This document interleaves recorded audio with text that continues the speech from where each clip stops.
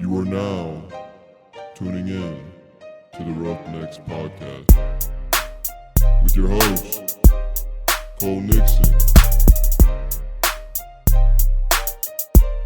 Much love. What's up, everybody? Welcome back to another episode of the Roughnecks Podcast. We're in another new studio. We're always in new studios nowadays. I think I've recorded like 3 at home lately in the past month, but that's fine. I like it. I like travel podcasts anymore. But we have been cranking out the episodes lately, all kinds of, sometimes 4 times a week, sometimes 3 times a week. It just depends on the week. There's a really good one coming out later in the week after this one that you will not want to miss. It's got a voice that hasn't been on the podcast for a while that you guys might want to hear.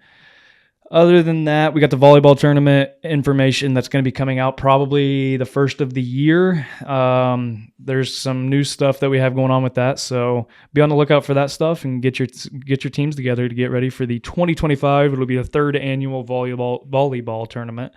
But other than that, joining me today is someone I have a long history with, but a short history with at the same time. It's kind of a complicated thing. There was a dry spell in between that.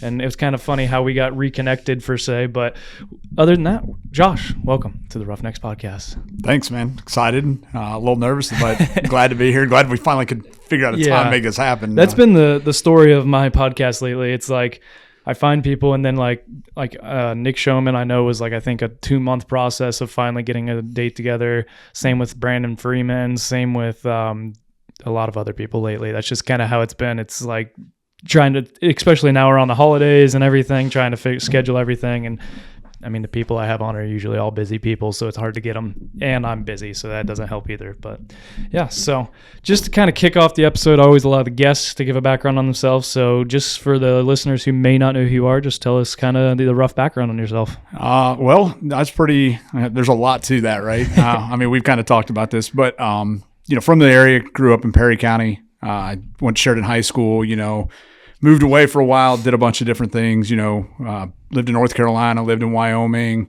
kind of looked around, moved to North Canton, up in that area, lived there for a while, when I first got married. And then me and my wife about 10 years ago decided to come back to the area. And so we came back here and been doing that, currently, work for recruiting for the military, but got a lot of other little things going on here and there. And like I said, it's, for me, it always seems like the next adventure tomorrow, what are we going to do?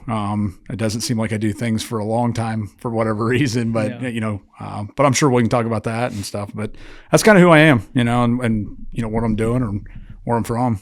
Yeah, left is short. That's the thing is, I remember when I first asked you to be on the podcast, you called me and you go, what do you even want to talk about? You want to talk about military, the fishing, bull riding? And I was like, oh, so you're just going to keep going down this list and make it easier for me to have a million different things that you could talk about? Yeah, there's it's funny, right? Life's funny, mm-hmm. right? Like there's so many chapters to it, and there's some that have closed, some that are still here. There's, chapters that were written that I would have never planned to be in the book either, but yeah, I mean, there's a lot of things. It's just, what do you want to talk about? And, I'm sure I'll try to keep stories short. That's probably one thing my wife will tell you is like, I don't know how to tell a short story. And, but yeah, I mean, I've been fortunate, right? I'm not going to lie. Like been fortunate, to do a lot of different things. And I've done what I've wanted to do, some with success and some with failures, and that's okay, but that's, when you asked me to do this, it was like, oh my gosh, what do we want to talk about? Because there's a lot of different things. Yeah. So, but yeah. Yeah, I want to kind of start at the beginning a little bit, because did you join the military right out of high school? No, I didn't. Okay. So we can start with the military, I guess, because it does kind of all go together. But military was, both my parents served, right? Okay. So my mom and dad actually were both Army. They met in Germany, knew each other for a very short time, got married. And then, it wasn't foreign to me to serve in the military, right? Both my grandfathers, my one was in World War II, my other grandfather served. And so and we've had lots of aunts and uncles that have served in the military. So it wasn't foreign to me, right? And, I kind of looked at that path early in high school. And to be honest with you, it's kind of funny now that I'm a recruiter because, we went and talked to a couple branches of service at that time, and my mom went with me.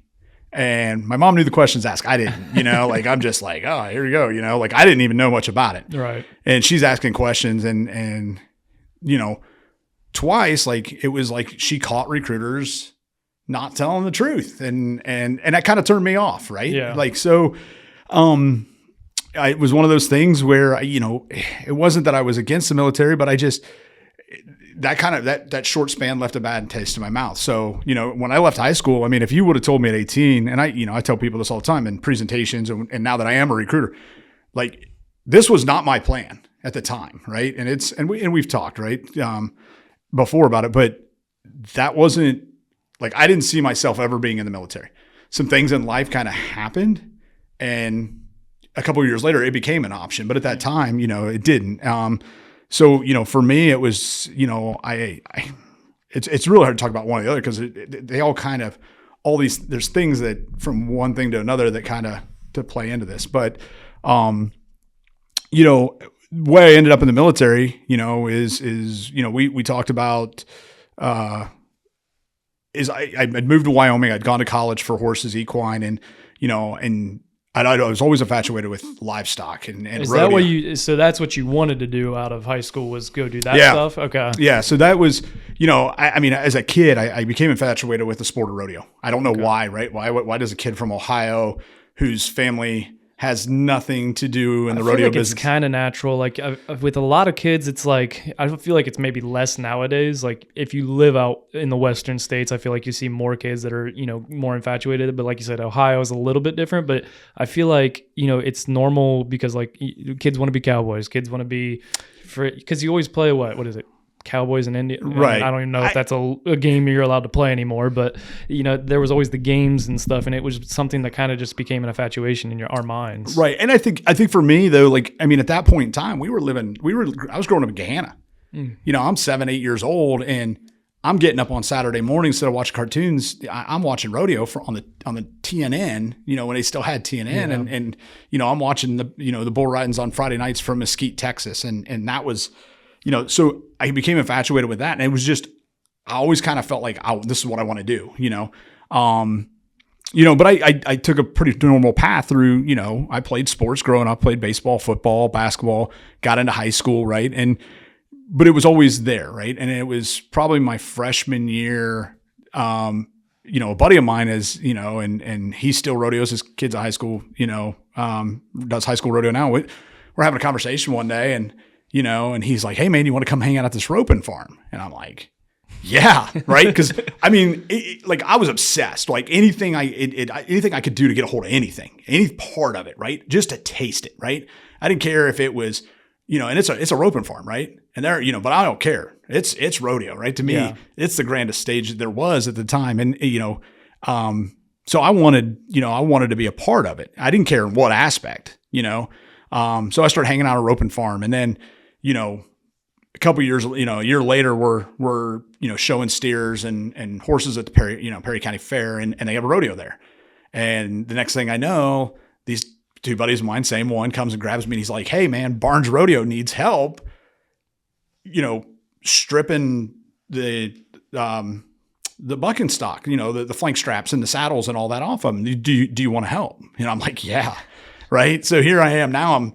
It's a small pro rodeo, but I mean, Barnes PRC has been around for forever, and they're out of Iowa, and so I'm doing this, man. And it's just like, I could feel it. Like it's in me. And, so we kind of, that became the passion. Right. And, so I decided I was going to go to school for horses, and I was going to move to Wyoming, and I was, I wasn't sure how I was going to do it.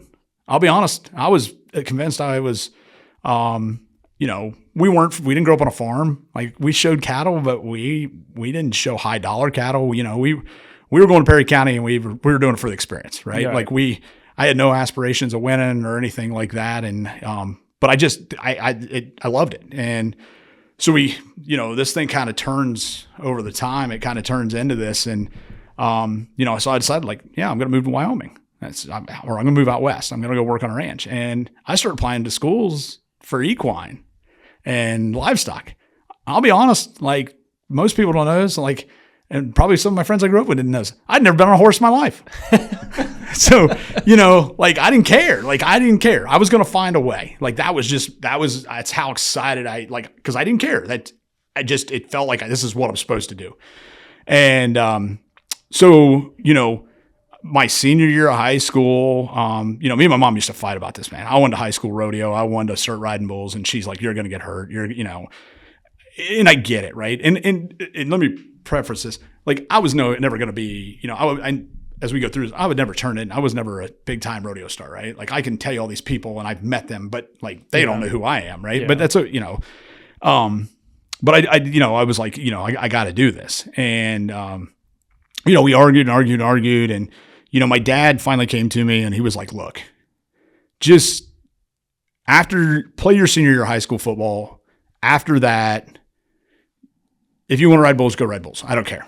But I don't want you to get hurt and then not be able to play high school football because, you know, now as a parent, I get it, right? Like at times I was like, all right, whatever, Dad. But I get it. We feel like we're invincible. We're not going to get hurt, first off. Right. Even though in the back of our head, we kind of know there's that chance. Right. So, you know, I'm with Dad and, you know, I make the deal with Dad. Yeah, okay, I got it. And, you know, now looking back, like, yeah, man, I mean, that year we went state Final Four in football. And, you know, to think that if I would have got hurt and missed out on that, like, you can't get that time back, you know? And so fast forward, football's over and I'm sitting there at lunch one day and a buddy of mine at high school, and they're sitting there at Sheridan and goes, hey, man, he's like, my dad told me they're bucking bulls up at the Millersburg Fairgrounds on Sundays. You know, and I'm like, what? Like, here we go, right? Like, he's like, do you want to go? So I'm like, yeah, man, I'm in. So me and there's 4 of us, you know, 2 of us at Wonder Ride, and we drive up to Millersburg on a Sunday afternoon. And this is back in 1996, you know, and we walk in, and first question asked, are you here to ride bulls or are you here to watch? Well, you know, I'm like, I don't know anything about it. I don't have equipment. I don't know anything, you know, right. I've seen it on TV, right? You know, like, I've seen it, you know, and I love it, you know, and I've seen the movie 8 Seconds 1,000 times, but I don't know, like the first thing about it. And so, you know, and of course, like I probably shouldn't say this, but I'm 17. Yeah. So I can't even sign a waiver, right? So, but they're not asking and I'm not telling. Exactly. So, you know, so I'm like, you know, like, but now it was like proof, you know, it's time, right? Like now it's, you know, put your money where your mouth is. You've been talking about this. But I'm kind of like, let me see how this goes. Right. You know, cause it's all foreign to me. We sit down in the bleachers. We're like, yeah, well, we'll let you know. And they're like, well, if you change your mind, we got equipment, whatever. I watch one guy and I'm like, I got to do this. Like, I got to do this. Like, so walk back behind, you know, walk over, tell them, hey, here's my money. Right. They don't ask if I'm 18. They're like, hey, we need you to sign this waiver. All right. I signed my name to it, you know, and signed my name to the waiver. And, you know, next thing I know, I'm crawling over the back of a bucket chute. And I'm sitting down on, you know, on a bull that is not even a, you know, rodeo bloodline bull, probably a Hereford bull. They got somewhere I don't even remember. And they're just telling me what to do. I don't remember anything. I mean, I'm just like, you know, okay. Last thing I remember, they were like, hey, nod your head. And next thing I know, I'm laying in the dirt and I get kicked. And I'm like, I get up and I'm like, that was cool, right? That's pretty cool. But then I'm also in shock. Like I'm trying, because it's all a flash. So, you know, that kind of kicked it off. And then, you know, so I started rodeoing and it was a struggle. I mean, you know, like I said, I'd never been on a horse. So I couldn't pick up time. Same buddy took me to Roping Farm, calls me and says, hey, man, you want to come ride this horse? It'll help your bull ride. And it was his mom's horse. And next thing I know, I got there and ride. And I'm like, you know, and his dad, we had grown up together. We were really good friends, you know, and he was just like, hey, do you want to show this horse at the fair? And I'm like, man, yeah. You know, and now they live all the way over in Somerset, you know, like, so they're 35, 40 minutes away. And so I made the decision at that point, I wasn't going to play baseball my senior year. You know, I just didn't want to play. Like it was fine, but to be honest, I wasn't getting a lot of playing time as a junior. You know, and it wasn't, you know, I'm not going to say, you know, I'm sure people were like, oh, he's going to say because of the coach. And this, I'll be honest, I just didn't put the work in. You know, it was it wasn't a high priority for me. And this that was me with basketball my senior year. I almost didn't play, but I ended up playing. But it was the same thing where, the playing time was like, yeah, not exactly. But also I put more focus on football than I did basketball. Right. And that was what I thought I was going to go do anyway. Yeah. And I think I probably didn't play baseball. And it's funny now, right? I probably like the game of baseball better than I do football. Like, I really, I love going to the ballpark. I love going to a baseball game. I don't care so much anymore about going to an Ohio State game. I'd rather sit at home and watch it. But exactly, so started riding horses and got accepted to Hocking College. And next thing I know, I'm down there. And that sounds familiar. Yeah, I believe that's somewhere somebody tried to get me to go to Hocking College. I did try to get you. Well, yeah. I mean, we could talk about that here in a minute if you want. We were looking at options for you, right? Because you didn't have a lot of offers at that point in time. I didn't technically even really have an offer. I don't count D3 as offers. I really don't. Right. So we were trying to figure out, for you, kind of what you want to do. But, I went down to Hocking and I took their what they called at the time backcountry horsemanship program. And, and it was everything that it was all geared to going out west to work, right? From horsemanship to riding lessons, horseshoeing classes, leather work.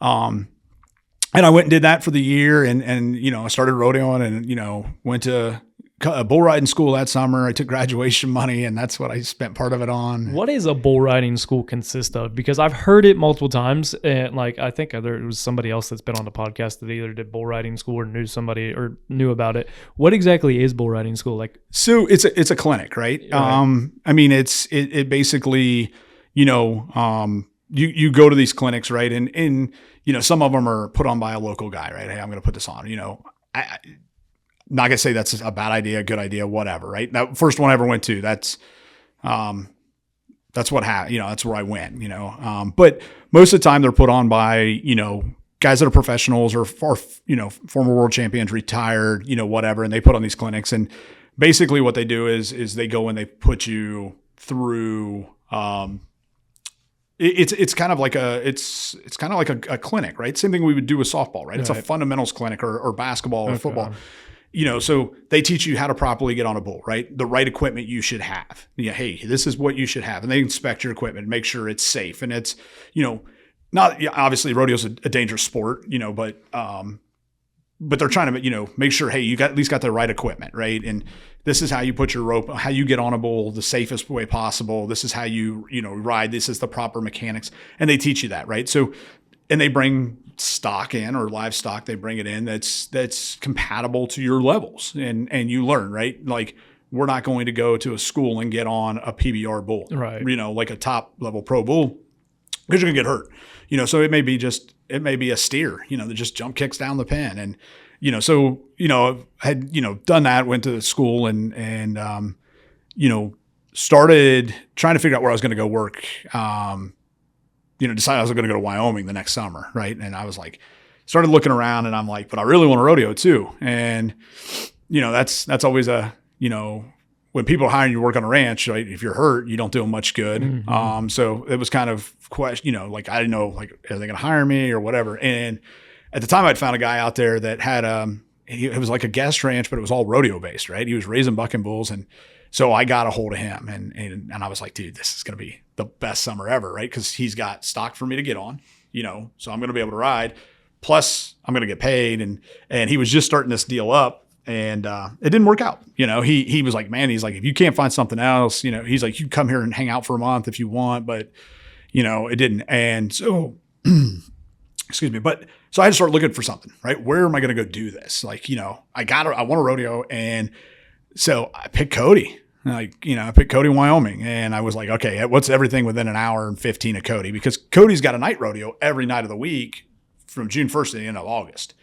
So at the time I thought this is going to give me the best opportunity to be able to ride and then, still work. Right. And so I started applying to ranches and I got hired on luckily at a ranch in Shell, Wyoming. Kadesh Ranch is the name of it. So I don't even think it's it's a still working ranch, but I don't think it's a guest ranch anymore. Mm-hmm. And so I moved out there and I was out there for 3 or 4 months working. And I just knew at that point college was not for me. I just didn't want to come home. I wasn't happy. And it wasn't that I didn't want to come home. But I knew what I was going to school for, you know, like I didn't know, like, I just didn't know if that's what I wanted to continue to go to school for, you know? And, you know, we were working, you know, we were working, you know, 6 days a week, you know, from whatever in the morning until, you know, 8 or 9 o'clock at night. And, you know, it was fun. I mean, we spent 8, 9 hours a day on horseback, you know, we're chasing cows, we're giving rides, we're fixing fence, we're doing that stuff, right? We're cowboying, right? So I'm living my dream, but I'm just not making any money, you know? And so I had to figure out, so I knew like, this is great for now, but if I ever want to like own my own place or my own truck or my own saddle, like I can't do it doing this. But I knew college wasn't what I wanted. I didn't know what else I wanted to do, right? Because I put all my eggs in that basket, like for 6 years leading up to that. I knew that's where I wanted to be. And that's hard, right? That's hard when you're like, man, I'm living life, I'm loving it, but I'm not making money either. And what do we do, right? So, I remember my mom came to the ranch. She visited. I was there, you know, and I was like, I don't know. I was like, I don't know if I want to go back to school, Mom. And so she was like, well, whatever. And she's like, well, you need to figure it out. So I ended up making the decision. I was going to come home, and I came back home, and I was, to be honest, man, I didn't know what I was going to do. I went back to Hocking College. I dropped out of their horse program. And at the time, because I was kind of an adrenaline junkie, I'd gotten on the Thornville Fire Department prior to me going to Wyoming, right? Because I'm like, hey, that's exciting. Like nothing, you know. So thought maybe I want to go be a professional firefighter. And I went to, you know, I was going through that and I was doing that, and it just, it was fine, but it wasn't there. Like what I really was wanting is I wanted to go rodeoing, but I didn't have any money and I didn't have insurance. Yeah. And, you know, so, you know, I'm sitting at the house the one night, and my mom walks in from school, and I'm sitting at the kitchen table, and I remember she slides me a card across the table, and you've probably heard the story when I tell presentations because I talk about it, but she slides me this card, and I pick it up, and it says U.S. Army, and I'm like, oh, hell no, right? And I slid it back, and, you know, and she literally has a conversation with me, and she's like, just go talk to him. Give them 5 minutes, you know, 50, you know, an hour of your time, 15 minutes of your time. Go see what's out there. You might learn something. And to be honest, I hadn't really looked into it. So I had all the preconceived notions, right? Of this is what it is. And this is what basic training is like. And I didn't know, right? I didn't know the options that were out there. So I went down to, you know, so I called the guy in Zanesville. I go down there and, you know, I sit down with him. You know, and I'm going to join the reserves. Like that's what I thought I was going to join. And I'll be honest, it's funny because I'm recruited for the Guard now. I knew nothing about the National Guard at the time, and so I'm like, I think I'm going to join the reserves. And I start talking to this guy, you know, and he's like, "What do you really want to do, man?" And I was like, I want to ride bulls, you know. And I was like, I need money and insurance, and I was like, I want to get some money for college and stuff, and you know. So, he's like, you know, they start telling me all the things. Hey, these are the benefits. You got insurance. You got this, right? And I'm like, yeah, but you can't get your ride bulls for the Army. Like, it's, you know, that's not realistic as far as I'm concerned, right? And, you know, I know the Army at that time is sponsoring pro rodeo cowboys, or, you know, had in the past, and, you know, but they're the top guys in the world, right? I mean, these guys making a living rodeoing, you know, and so I'm like, they're not going to sponsor, you know, I'm not getting a sponsorship. So, you know, but I start talking to them, and you know, of course, I'm in boots and jeans, belt buckle, right? I mean, farm kid. And the recruiter's like, hey, why don't you just take this test, this practice test, and let's just see if you're qualified. And I'm like, all right. Well, I'm an honor roll kid. You know, I took college prep classes. I've been to college. So I'm like, all right. My mom's a AP calculus teacher, and, you know, my dad's got a degree. So, I mean, like, school's important in our house. And I start taking this test, and I get done, right? And they're kind of not really giving me the time of day because I think they thought I was going to fail the test because I thought I was just this hillbilly kid. And so sure enough, pass it, you know, I get the test, I get done, man, I flip it around. And the guy's like, oh my God, like, well, let's talk, man. Like, they're super excited now, right? Because I've got a passing, you know, I had a good score on the ASVAB test. And so I started talking to them, and actually, my recruiter, man, and it's funny, you know, it's been 25 years, and I still remember the guy's name. Jerome Tebow is his name. And, you know, I haven't seen him in 24 years, right? But, you know, like, the dude was legit. You know, I sat down and talked to him, and he gave it to me straight, you know? And so needless to say, like, next thing I know, I bring him to the house. I want him to talk to my mom and dad, right? Because I'm like, mom's going to tear him up, right? Mom and dad, they know what to ask. Like, I'm going to catch this guy in a lie. And if I do, I'm done with this. Yeah. And he was straight, man. He was straight. And I think that's, that experience is, I've always tried to be straight with people, as a recruiter because, that opened up a lot of doors for me. And, so next thing I know, man, he leaves the house and I'm talking to my parents and I'm like, what do you think? And they're like, I think it's a great idea. And I'm like, all right. So I call him. I'm like, hey man, let's do this. Right. Let's go. And, so next thing I know, man, I'm at MEPS and then they tell me I'm disqualified.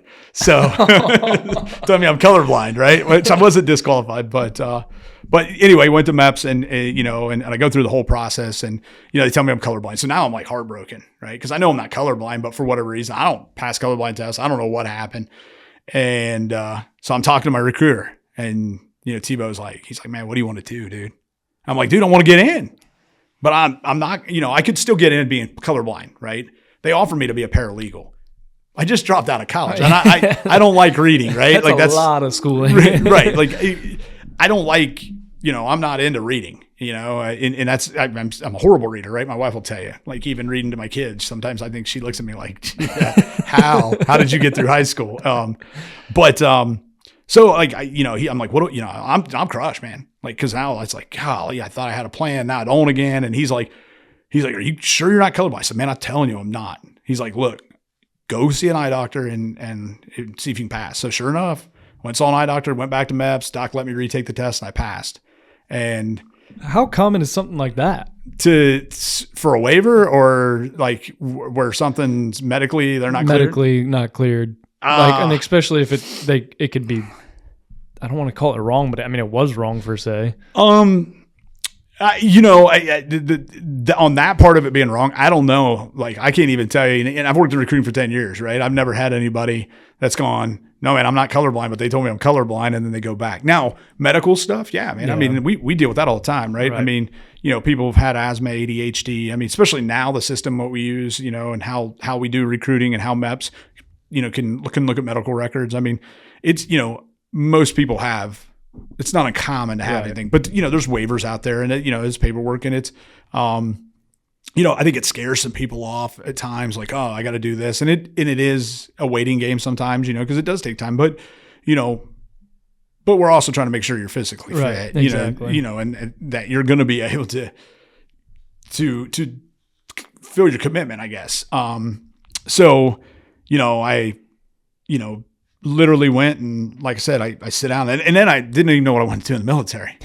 They didn't even talk jobs with me. And I'm like, man, what am I going to do? And, so I'm like, I'm just trying to figure it out, man, but it comes down and I'm like, I almost became a boat operator and I didn't even know the Army had boats at the time. Right. And the Army's got all kinds of boats. And I'm like, dude, there's only 3 places where you can be stationed at the time, Panama, Hawaii, and Virginia Beach. And I'm thinking, those all 3 sound pretty nice. Pretty nice. Right. But now keep in mind, but I'm like, there's no rodeo in Panama. There's, so I'm like, it's here and there. And I'm like, I don't know. And, but I'd always had, the thing I always had a passion for was, was aviation. I liked aviation and, thought about, maybe I want to be a pilot someday. I didn't know, and when I thought about it in high school, that was kind of the plan. Do I want to be a helicopter pilot? And, but I knew I didn't want to do 6 years at the time, right? Because when you're 18, right, and they tell you 6 years, you're like, oh my gosh, that's a long time. Yeah. Now at 45, I look back and I'm like, 6 years is nothing. Yeah. And we've had this conversation, right? I think it's been what? How many years have I been out of high school? You graduated 16? 17. So 8 years or 7 years? 7 years, 7 years. So it goes fast. Right. And I met you when you were a sophomore, in high school recruiting, so. But yeah, so what happened was, I'm sitting there and I'm looking at all these jobs, right? And, my mom and dad are, they told me, they're like, listen, whatever you do, just, and don't take this the wrong way, man. I love my combat arms guys, right? But they were just go get something you can take to the outside world, and that made sense to me, right? Like why I didn't want to be an infantry guy. I didn't, and it's not me, nothing against, like I said, nothing against those guys, like whoever's listening to this, like don't take that the wrong way, but that wasn't me, right? I just, I'm not a big camper. I like the outdoors, but I don't like camping. Like, you want to go out, you want to go to the park, or you want to go out to the woods, you want to go hike all day, I'll go do that. I wanted something that I could fall back on. Right. And so I was like, what about aviation? As I'm sitting in MEPS, and they're like 6 years. I'm like, no way. And so the guy asked me, the MEPS guidance counselor just asked me, he's like, what do you think, man? Like, if I can get you aviation for 4 years, will you take it? And I only wanted to do 3. And I was like, you know what? Yeah. You give me what I want. I'll give you what you want. Right. Like it's 1 for 1. Yeah. Next thing I know, man, he's telling me I've got a 2-year enlistment on active duty and then 2 years in the Guard or Reserve. And I'm like, holy cow. So, next thing I know, man, I'm on a plane headed to basic training and started my military career back then in 99 and went to basic, and then got very fortunate, got stationed at Fort Bragg, North Carolina, and didn't know much about, we'd vacation there, right? But, right. So I was pretty excited about that. And found out that there was a lot of bull ridings in North Carolina, and there was a lot of rodeos in North Carolina, and the treadways are from down there. There's a lot of, Southern Rodeo Association, the IPRA, and Southern Pro Bull Riders at the time. And so it was like, man, I hit the jackpot, right? So I was basically in the Army, and I was doing my job working on aircraft during the week. And then I was, going out to these rodeos and was having some success and really started to, because I finally had money to go, right? I could consistently get on, right? And I had some buddies I was going with, and was, just kind of having the time of my life. And, but, next thing I know, like, there's a military rodeo association. That's all for all military. I didn't know nothing about this. So I jump in this, and it's, called the Professional Armed Forces Rodeo Association, right? It's still around today. And, so next thing I know, I'm like, I'm going to do this. Well, next thing, now I qualify for the finals, and the finals are in New Mexico, right? And so I ended up winning that deal in 2000, and so I'm kind of like, man, this is nuts, right? I'm really having a good time. I'm riding bulls, and to be honest with you, man, like I'd gotten engaged on active duty. A lot of people don't know that. Some, my closer friends do, and I think looking back on it, right, I was homesick. I was looking for family, and it ended up not working out, thankfully, like it's in the long run, nothing against that against her. I won't say her name or anything, but it didn't work out, and, which was, a blessing in disguise at the time. And so, I was pretty well set. I was going to go back to college, and I was going to go rodeoing. And actually, I wasn't even sure I was going to go to college. I ended up I thought maybe I'd go to horse shoeing school. So I did that for a bit, and decided to go back to Wyoming, went back to the ranch, and, for the summer. And I still really didn't know what I wanted to do. But I was doing the Guard thing. And so I'm doing the Guard thing. And then, I come back from Wyoming, and a couple of days after I get back from Wyoming, man, like I'm literally not even home a week. And I'm living with my parents, like, sleeping on the couch. I don't even have a bed, because I'm like a boomer. My mom calls me a boomerang child, right? Like, she throws me out and I just keep coming back. Like, she can't get rid of me.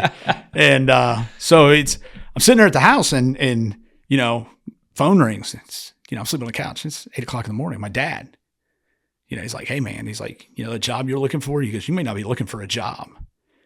And I'm like, what are you talking about? He's like, turn on the TV. And I turn on the TV, and I'm like, what's going on? And I start flipping the channels, right? It's on every channel. It didn't hit me. Of course, it's 9/11. Mm-hmm. And I'm sitting there watching 9/11, and I'm like, oh man, wow, this is nuts, right? Like, especially being in the military, you're 20, I'm 22, 23 years old, and, like, you don't know what's going on. And it's funny now, I didn't realize the effect that event, that day, was going to have on my military career, if that makes sense. Right. So, that's kind of how I ended up in the military. I know we've kind of gone down. It's hard to just say, well, this is why, right? Yeah, exactly. Everything had worked together. But yeah, man, it was, ended up 9/11 happened. And then, kind of how I ended up staying here, to be honest with you, is I was doing the Guard thing, right? I'd gone back to school at Ohio State, right? I was using my GI Bill. I was working at FedEx Ground, and I was doing enough, right, I was doing enough in school to get my money so I could go rodeo, right? Because I still had this dream. And, I was going to a bunch of open rodeos, local rodeos, some Miami shows, some IPRA rodeos, but I mean, the dream was like, I want to go to the PRCA. Right. I want to go to the PRCA. And the PBR it was around, but it was just kind of coming on. There wasn't, it wasn't like it is today, and I grew up watching PRCA rodeos, right? Las Vegas, the national finals. I mean, when I tell you I was obsessed, man, I was telling my kids this story the other night. I was like, you didn't have the guide on TV, right? You got the newspaper on Sunday and it was the book for the week, right? And I'm scanning it every night and I'm highlighting, setting a VHS tape, right? For ESPN, like, the George Michael Sports Machine, when Lane Frost and Red Rock go against challenge champions. And, so as a kid, I was just, like I said, I was obsessed. And so, I was going through college and things had kind of kicked off after 9/11, obviously in Iraq, Afghanistan, but I hadn't gotten called. So I hadn't gotten a phone call. And so I was like, all right, like this is, whatever. I'm going to go to school and I'm going to rodeo. And 2005, I got transferred units from Columbus. I'm a Chinook mechanic by trade, but we didn't have Chinooks at the time. So I was working Blackhawks down in Columbus and I'd reclassed and,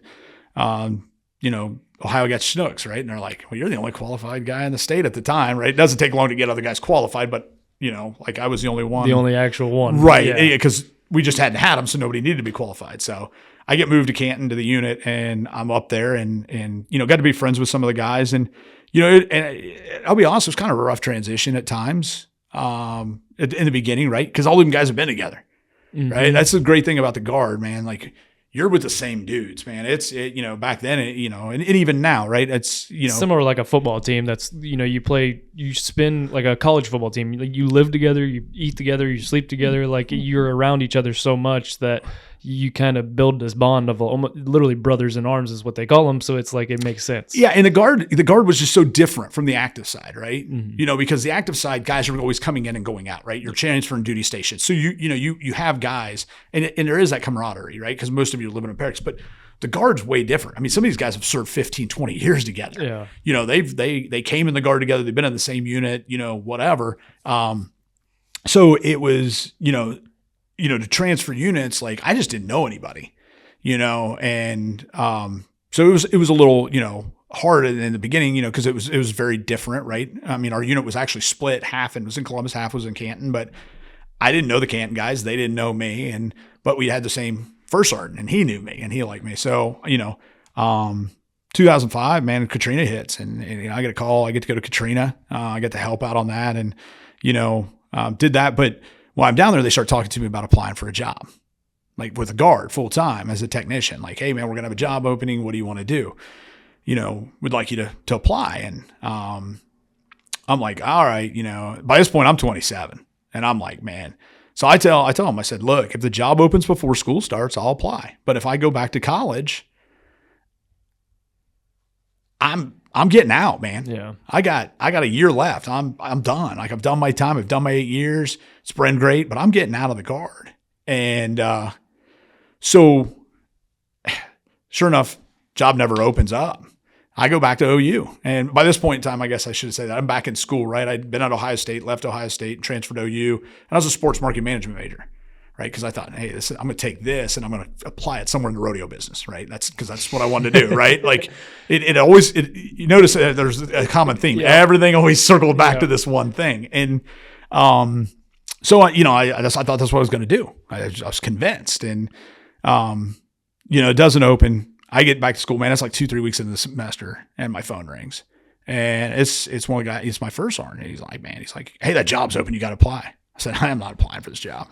So I told you, man. I was like, I'm 27. I got to do something with my life. I mean, I've been screwing off. I mean, I'm running around, I'm just living the best life I can live, but eventually, my buddies are like graduating college, got real jobs in construction, right? I'm still kind of somewhat boomeranging it back to mom and dad's house, and so I don't apply for the job. My buddy calls me an hour later. He's like, dude, you got to apply for the job. I said, I told you. He's like, I know. I told him. I mean, you're not doing it. You're not going to do it. And so I didn't apply for the job. And so a couple weeks go by, and it's probably February, and I mean, so this is 2005, so we're at the height of it, man. It's kicking in Iraq, it's kicking in Afghanistan for them guys, and I'm watching guys deploy, right? And there's part of me, right? It's kind of like, man, you kind of feel like you got to go, right? But I'm just like, they didn't call my number, right? Like, so is that my fault? Whatever. And so I'm literally, I can even tell you it's a Monday. It's Monday. I get a phone call. Hey, units being activated. We're going to Iraq. We're taking volunteers right now. We only need 40 people. Do you want to go? I'm like, no. Right. And that was a deal I'd made with my parents, right? Like my parents said, if you get called, you go, but don't volunteer to go. Right. Inside I wanted to volunteer, right? Cause it's right. It's an adrenaline, right? It's the unknown. It's here we go. Like, you're invincible, right? You want to be part of it, and I say that, it's funny when I say that, cause like I'm an aircraft mechanic. I'm probably and I'm not even in a flight company. I'm in a maintenance company. So we're not even leaving the base. So like, it's way different for me than an infantry guy that, is out there, on the front lines every day. Yeah. And so they're like, well, we'll let you know. They call me back on Friday. And they're like, hey man, pack your stuff. You're going to Iraq, and I'm like, yeah, I'm getting out, man. And they're like, no, you're not. You're involuntary extended. You're stop loss. And this is when stop loss was a thing, and I'm like, what do you mean I'm stop loss? And they're like, well, yeah, you can get out when you get back. And I'm like, son of a gun, like son of a bitch. Like, so like, I'm kind of in shock, right? Like, okay. But then the part of me is like, hells yeah. Right. Because one, I want the adventure of it. And I know the money, is right. For me at 26, right? Like I'm single. I got no kids. I got no responsibilities. And I'm looking at like, hey man, I'm going to make $4,000 a month. What do you spend it on? And it's tax free because at this point I'm 27, and I'm like, I know what I want to do. Right. But I haven't been able to do it because I don't have a pot of money. Right. Like, so I'm saying, I'm like, this is the deal. And, so like go down, I'm in the middle of actually it was quarter at school, and I'm in the middle of quarter, tell my parents, I'm like, hey, I'm leaving, been dating my wife 6 months, and it's funny now looking back because when we first started dating, I told her, I was like, I'm in the military. I was like, this may happen. If you don't want to deal with it, tell me now, we can go apart, like whatever. But I was like, I don't think it'll ever happen. Like it's not going to happen, if it hasn't happened at this point. Right. And, so we go to the first meeting as we're getting ready to go. And my first sergeant walks up and he's like, hey man, take a walk with me. I'm like, all right. I'm like, what's up? And he's like, man, he's like, hey, what are you going to do now that you're not going to be in school? I'm like, I don't know. I guess I'll finish school when I get home, I guess. I don't know. He's like, well, I got another job opening. He's like, you interested? And I'm kind of like, and I didn't say anything, but I kind of felt like, man, did you, like, and I kind of had like, did you do this on purpose? Like, and I kind of asked him one time, I was like, because they picked who was going, and there was other people, and I got picked, and I said, did you pick me on purpose? And I'm glad he did now, right, man, it was, but he was like, he never admitted to it or not, but it was just kind of one of those things. So I applied for the job and, obviously went to Texas for 6 months for training. And then we did 11 months in Iraq with a maintenance company working on helicopters, and came home and had a full-time job waiting on me. And it was, making $10,000, $15,000 more. I was going to finish college. So for me, it was a no-brainer. And so I did that. And then, I guess I'm kind of telling you my life story, right? Like that's how this podcast always goes. I don't know if it's boring or not, but No. it's, so I get back and, or I get to Iraq, and this is, because this is probably the funniest story or a funny story I'm going to tell, because like I told you earlier, my daughter says you have to be funny on a podcast, advice of an 11-year-old. But, so, we get deployed to Iraq, and I get over there, and all of a sudden I got to re-enlist, right? Like, because I got this job, I'm going to re-enlist. We'll find out I'm getting $20,000 bonus. And I'm like, man, I'm getting all this money. I'm getting $20K bonus. Man, I'm like, cool. So I'm like, what am I going to do with this? And, my bull riding days, right? Like, I tell people all the time, at this time, by this point in time, I had bought my pro card.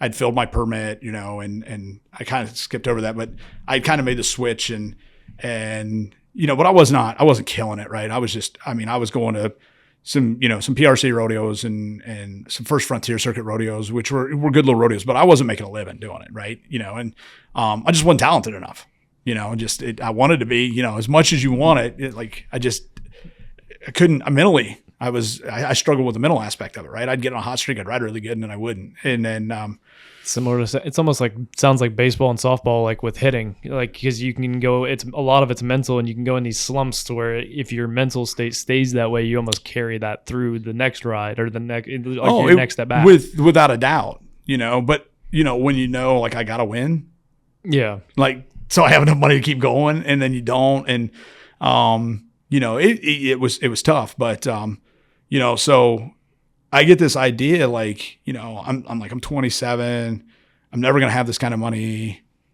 I'm going to buy me some bucking cows. That's what I'm going to do so I can stay in this. And now looking back, I'm like, there was no plan. There was no business plan. There was no, honestly, mom and dad didn't even have a farm. So I don't even know That's what I was going to ask is, where's it going? At that point in time, I was kind of a free spirit, man. I was just kind of like, I was like, I don't know, I'll figure it out. Like, I was like, I'll figure it out. And everybody's like, where are they going? I was like, I don't know, but I'm going to figure it out. And so I bought a cow from a guy out of Texas, Alvin Jones. And I got one cow, and we leave for Iraq, and I start getting this money, right, man. And it's rolling in, and I'm like, now I got nothing to spend it on, right? Like, I got one day off a week. If that, I'm rolling down to the PX when I have free time. I'm buying like 5 movies. Man, I came home with a case of movies, like that's all I'm watching. You're watching all kinds of movies. You don't care what it is. It's something. And I'm working second shift. And so, man, I'm in the internet trailer because, we don't have it. I didn't have internet in my room, and I'm in the internet trailer, and I'm just on all these rodeo sites, man. And I'm just auction sites, and that's all I'm doing from Iraq. I'm researching, right? Because I can't ride bulls. I can't do anything. That's my only connection to home. Right. I'm talking to mom and dad. I'm talking to, at the time I'm talking to my wife, but I'm like, I'm going to do this. And I call a guy, find these bulls and these cows in Texas. And I call a guy and his name's Casey Yates. His brother's Colby Yates, been to the NFR and the PBR finals. And a lot of people know who Colby is, but I call him up and I'm like, hey man, like these cows still for sale. And he's like, he's talking to me, we're talking about it, and he has no idea what's going on. He's got no idea. And he has no idea that it's 2:00 in the morning, and I'm literally at a base 35 miles north of Baghdad. Yeah. And I'm sitting there, and I'm, next thing I know, man, the siren goes off. Incoming, because we're getting mortared, right? It happens all the time. Where we're at, the nickname was Mortaritaville, and so we're getting mortared, like the 5th time that day. And so of course, they shut down the phones. I'm like, hey man, I'll have to call you back. And so I call him back, and like an hour later, and he's like, dude, what was that? And I'm like, well, there's more to my story than what I told you. So I was like, can you hang on? He's like, yeah, I'll check on the price of them cows, and either my brother's, I'll let you know what he wants for him. And I'm like, okay. He's like, I'll just call you back tomorrow. I was like, well, you can't call me back. I was like, earlier that siren you heard, like, man, I'm in the military. I'm 35 miles north of Baghdad. There's no way to call me back. I got to call you. He's like, so he stops, like dead silence. He's just like, he goes, so let me get this straight. You're in the middle of Iraq in a war zone, and you're calling me to ask about some cows? I go, yeah, man, sure am. Of course, we've talked about it. I haven't talked to Casey in a long time, but at the time we talked about it when we got back. But I was like, hey, man, it's, it is what it is, right? Find a way, right? That's grind, find a way, and I'm sure we'll talk about some of this stuff later on too. But that's always been my mentality. I was going to say that seems like it's carried through your entire life is find a way. I like that because it's like, there's always been different kind of almost speed bumps or things that kind of got in the way, but you still found a way, and like the boomerang thing. And so you found a way back home too. But like, there's always a path. It just may not be, it's not always the straight path that everyone thinks it is. Yeah. And it's right. And I had a young soldier a couple years ago ask me, they're like, hey man, you seem to be doing good for yourself, right? You got a nice house, you got, you got a nice truck, how'd you do it? And I'm like, dude, you just got to grind. right? And I think that's where people don't want to grind anymore, right? No. Yeah, it's getting bad. Right? You gotta want to grind. Like you gotta find. We tell our kids all the time, you gotta find your why, right? What's your why, right? So to me, Iraq, my why was like, I'm serving my country, I'm doing my deal, but my why is this is another thing. So, and we can get in that in a second, but I want to finish this. So I buy these cows, and he tells me what they're going to cost. I say, cool, I'll take them. Can you hold them for 90 days? Because this is spring, I'm coming home. Still have no plan where they're going. I've had no conversation with anybody.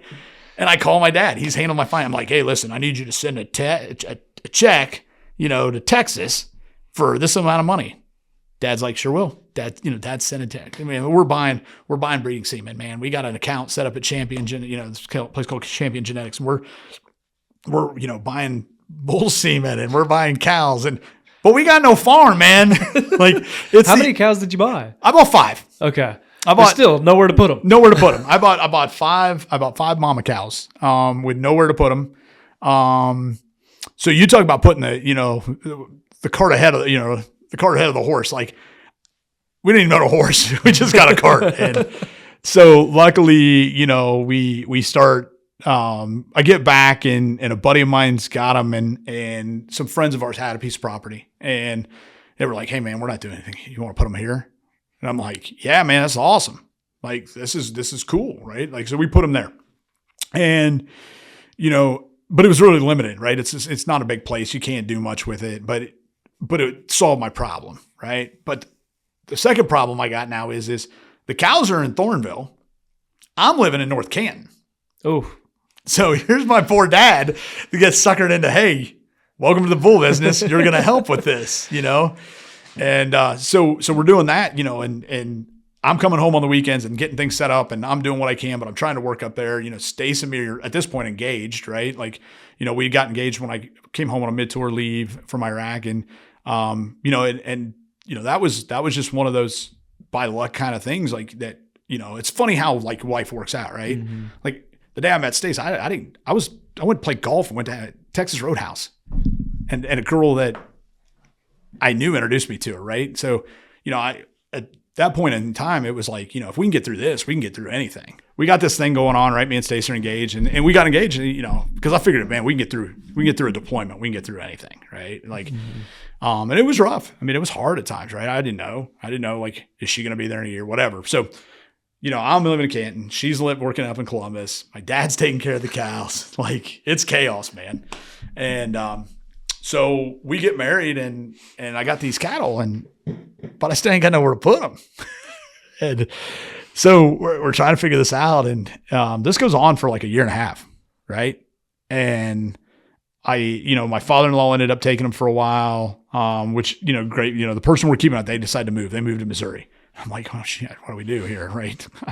Like, and I didn't know enough about like be a home loan or anything to buy a house. So we're renting this apartment, right? And it's on a golf course, and like, so it's like, I'm living like in the suburbs, but I'm like, it is what it is. Yeah. Like, and I started talking to a buddy of mine, and he's just like, it's kind of like my work wife, right? We spent more time together over 3-4 years. We'd gone to Katrina, we deployed together, and it was kind of like a big brother to me, right? Yeah. And Scott Job's his name, but I mean, he was just, for whatever reason, man, right? Like when I first met him, I didn't like him.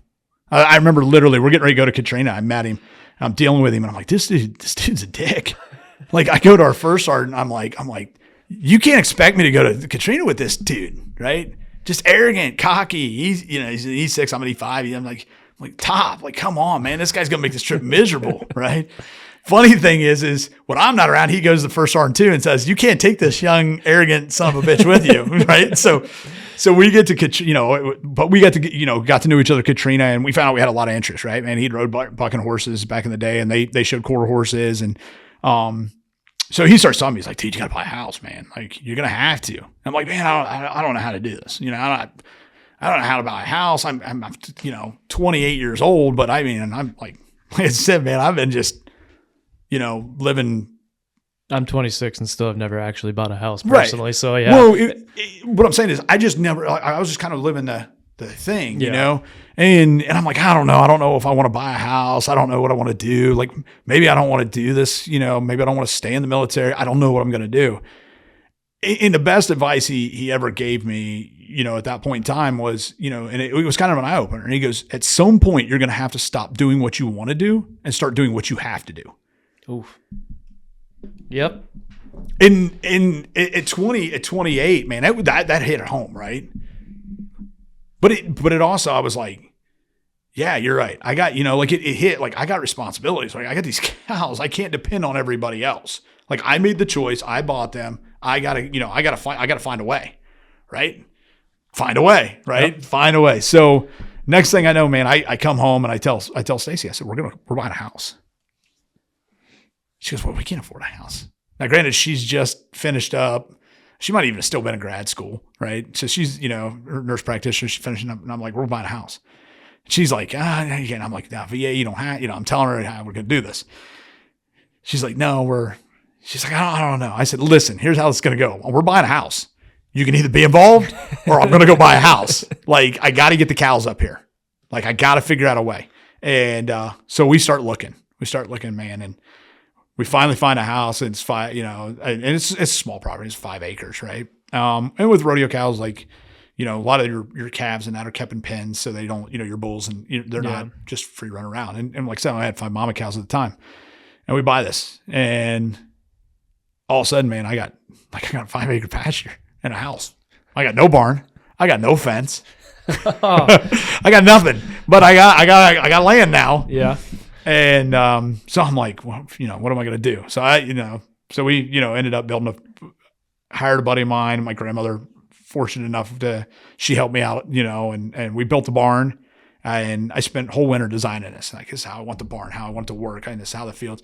And then, you know, luckily, you know, family, man, just, you know, brother-in-law came up, brings a tractor, post driver, right? Helps me drive all the posts. And then it was just like every night, man, I'm just doing something, right? For an entire summer. It was like, it kept going on. And it's just like, get this piece done. You know, buddies are helping me out. And next thing I know, we got it. And so next thing I know, I got cows and I got a place and I'm finding a way. And, you know, that kind of led to that. And then, you know, so we were there for about 7 years, man, just, you know, working aircraft and had our first 2 kids when we were up there. And, you know,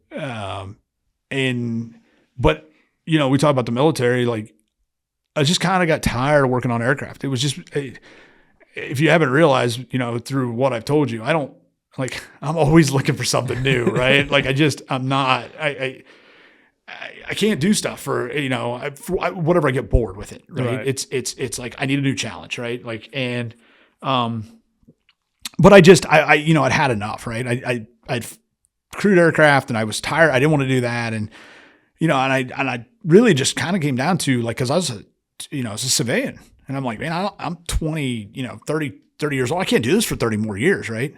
Cause I knew like you know, treated my body like crap. It's, you know, basically like an old honky tonk bar and just, you know, from rodeoing and high school sports and, you know, all the other dumb stuff I've done, like just, you know, I didn't think I was going to make it to 60, you know, to be honest, I joke with people all the time. I'm like, I didn't think I was going to live past 35.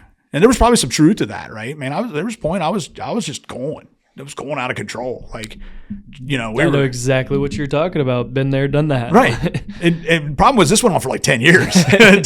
Mine didn't do that, but you know, so, you know, we're working up there and, I'm like, man, I gotta go. Like, I can't do this. And got the idea I was going to join the Coast Guard, man. I was going to leave the Army, go to the Coast Guard. Why? I don't know. I guess, you know, my wife loves the beach, right? But I'm like, that's not going to help my cause with these cows and what I want to do, right? Like it was, the beach is great for vacation, but I'm going to be miserable in 6 months. And so I called a buddy of mine and you know, who's always looked out for me, right? Always giving me good career advice, man. Ron Schuler, man, great dude. He was a warrant officer and one of the first guys I met when I came to the Guard.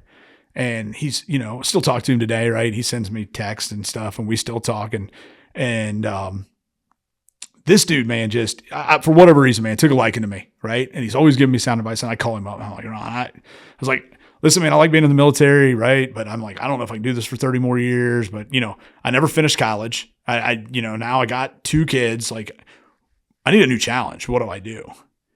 And he's like, well, you want to become a recruiter?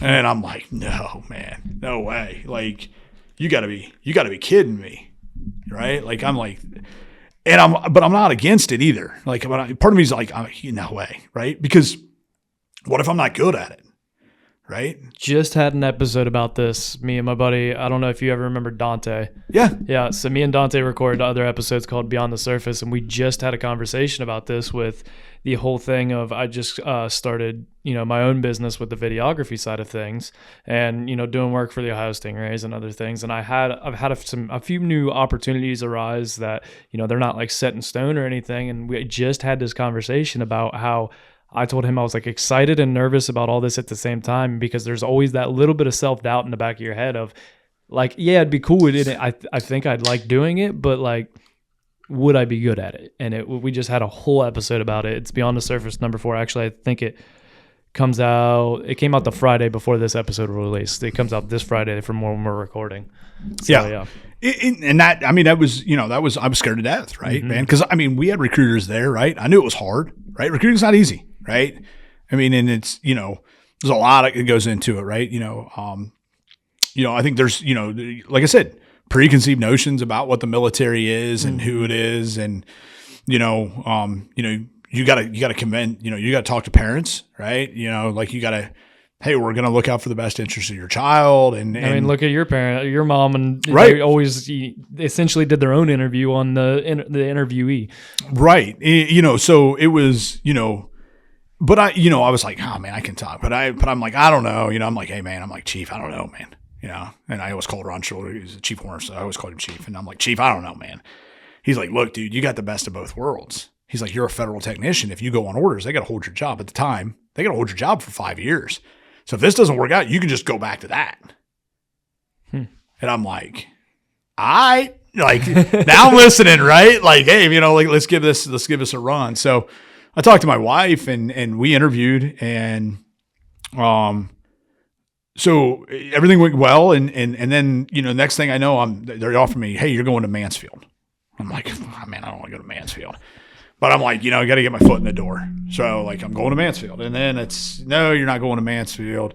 There's not an opening there. We're going to send you here. And this goes on and on and on. They finally call me and they're like, hey, you're going to Newark.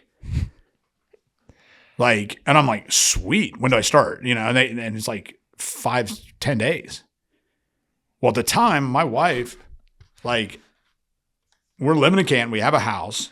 At this point in time, we've got, 7 or 8 mama cows and 8 or 9 yearling bulls running around, and so there's the farm to think about, right? Like, I just can't up and leave. And then my wife is like, my youngest daughter is literally less than 2 months old, and my oldest is 2. And I'm like, this doesn't happen, like, plus where am we going to live? Right. Yeah. Like, we got family here. Right. But I'm like, so I call him, I'm like, I can't do this, not on short notice. Like, and, so we actually came home that weekend and, we're telling the family, like, yeah, we had a chance to come back home and whatever. And so we came home or they're telling us, like, hey, if you guys need a place to stay, you guys can stay here. My wife's parents, my in-laws, they have quite a big house, and their kids were graduating and moving out, and their younger set of kids. And so, I'm like, are you guys sure? And so they're like, yeah, and so I call them back and I said, look, are you guys going to reboard, like, call a board, right? You go and it's an interview. You're going to interview for this job. I'm interested, right? Because now I'm thinking, man, I missed my chance. Like, this is a chance to go home, like, or home in the area, right? Like, home, like, Sheridan, northern, Perry County's home, but Licking Valley is home for my wife. And so we're like, but we get back to the area, close to family, friends. And, Canton wasn't my cup of tea, right? It's just like where we lived at, we weren't in Canton, we were out in the country, but it was, man, it's a snow belt. It's always cloudy. Like, it just, I didn't like it, and There's just about people down in this area. They're just a little different, like in a good way, right? Like so I called back and said, "You guys gonna reopen this job?" They're like, "Yeah." I'm like, "Sweet, I'm applying." I was like, "When is the board?" They're like, "Oh man, it's gonna be next month." I'm like, "Cool, I got plenty of time to get my affairs in order." So I apply everything, I get hired, and man, I'm like, "Cool, I got hired." Well, I think it's just gonna be that quick to come down and find a house, right? Well, we got to sell ours, and that is not going well. Our real estate agent is like, whatever. I don't know what was going on, but he's telling us, like, I'm going to sell this house in 3 weeks. I'm like, sweet, you're going to sell in 3 weeks. Like, let's do this. He don't sell it. Well, I got to come, right? I got to go. So I'm living down here in the week. Got my wife and the kids up in Canton or around North Canton and the farm. And I got, buddy's taking care of the farm. He's like, dude, I can't do this all the time. And it's about an hour's worth of work a night, at least. And so I had to make the decision, like, what am I going to do? So I called some buddies and got them to take the better cows in the herd, that were better bloodline. And I had a real, some yearling bulls that I'd bucked that showed some promise. But the sacrifice to get home was we had to put that on hold. And I loaded them all up in a trailer, man. It was hard. I was telling a buddy at work today about this story, and I hauled them, loaded them up, drove them over to the livestock and sent them to slaughter. Damn. Yeah. That almost kind of, I feel like, goes back a little bit to you got to do instead of doing what you want to do, you have to do what you have to do. Yeah. Yeah. But it's not, that's the thing too. It's not always an easy thing to do. It's not like people, like when we say that, it's not necessarily like it's going to be the super easy path just to take. It's sometimes tough decisions like that of sacrificing something and in doing that. You don't have the choice necessarily. Yeah. And I think what it came down to it was, right, like it sucked, right? Like, here's my dream, right? Mm-hmm. This is, I've scratched, clawed. I've done this weird path of all these different ways to get to this spot. But I also realized that it was better for my kids. It was better for my wife. Like, let's go home. Like, I wanted my kids to know my parents, right? I wanted them to be around there. I knew we were going to need help from family eventually, right? With sports or if a kid's sick or whatever. And so that was the sacrifice we made, So, and at the time it was okay, right? Like, because I was like, I still got the 4 or 5 main cows. Like, we'll rebuild. We'll just start over. Like, it just puts us back.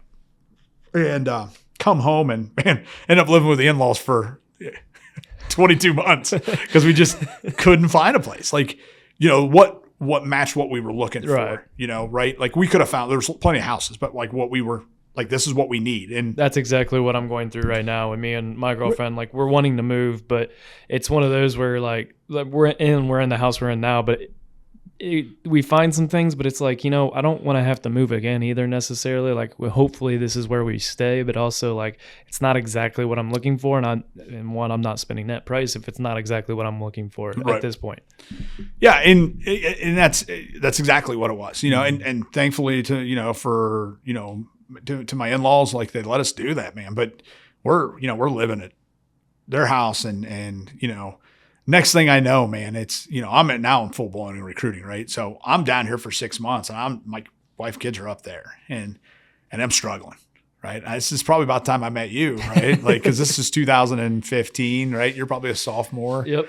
And, so I'm struggling, right? Like, I'm just like, man, this is hard. I called my wife. I remember calling her. I had gone and done 3 appointments, man. I was recruiting them in Knox County at the time. And I called her. I said, I can't do this. Right. Like, I just given up. Like, I was just like, it's so hard. Like, you thought it went so well and it didn't. And I was getting so frustrated. I remember I called a guy and I called to talk to his son and I shouldn't say this, but I mean, like, he literally, like, just tells me off. Like, how I'm the scum of the earth, right? His kid is like never joined the military, that he's better than that, right? Mm-hmm. And that's like, that hurt, right, man? Like, that's hard to hear, right? Because you're like, well, wait a minute, dude, right? Like, you're basically bashing on me, basically saying I'm scum of the earth. And granted, you served, you went overseas, you helped at Katrina, like, you're the scum of the earth for trying to get other people to do things that you have done as well that help. You serve the country, so like well, I think you got to understand. There's a reputation. I think there's a reputation with recruiters, right? Like they're shady. They're going to lie to you. Like I don't know. That's always.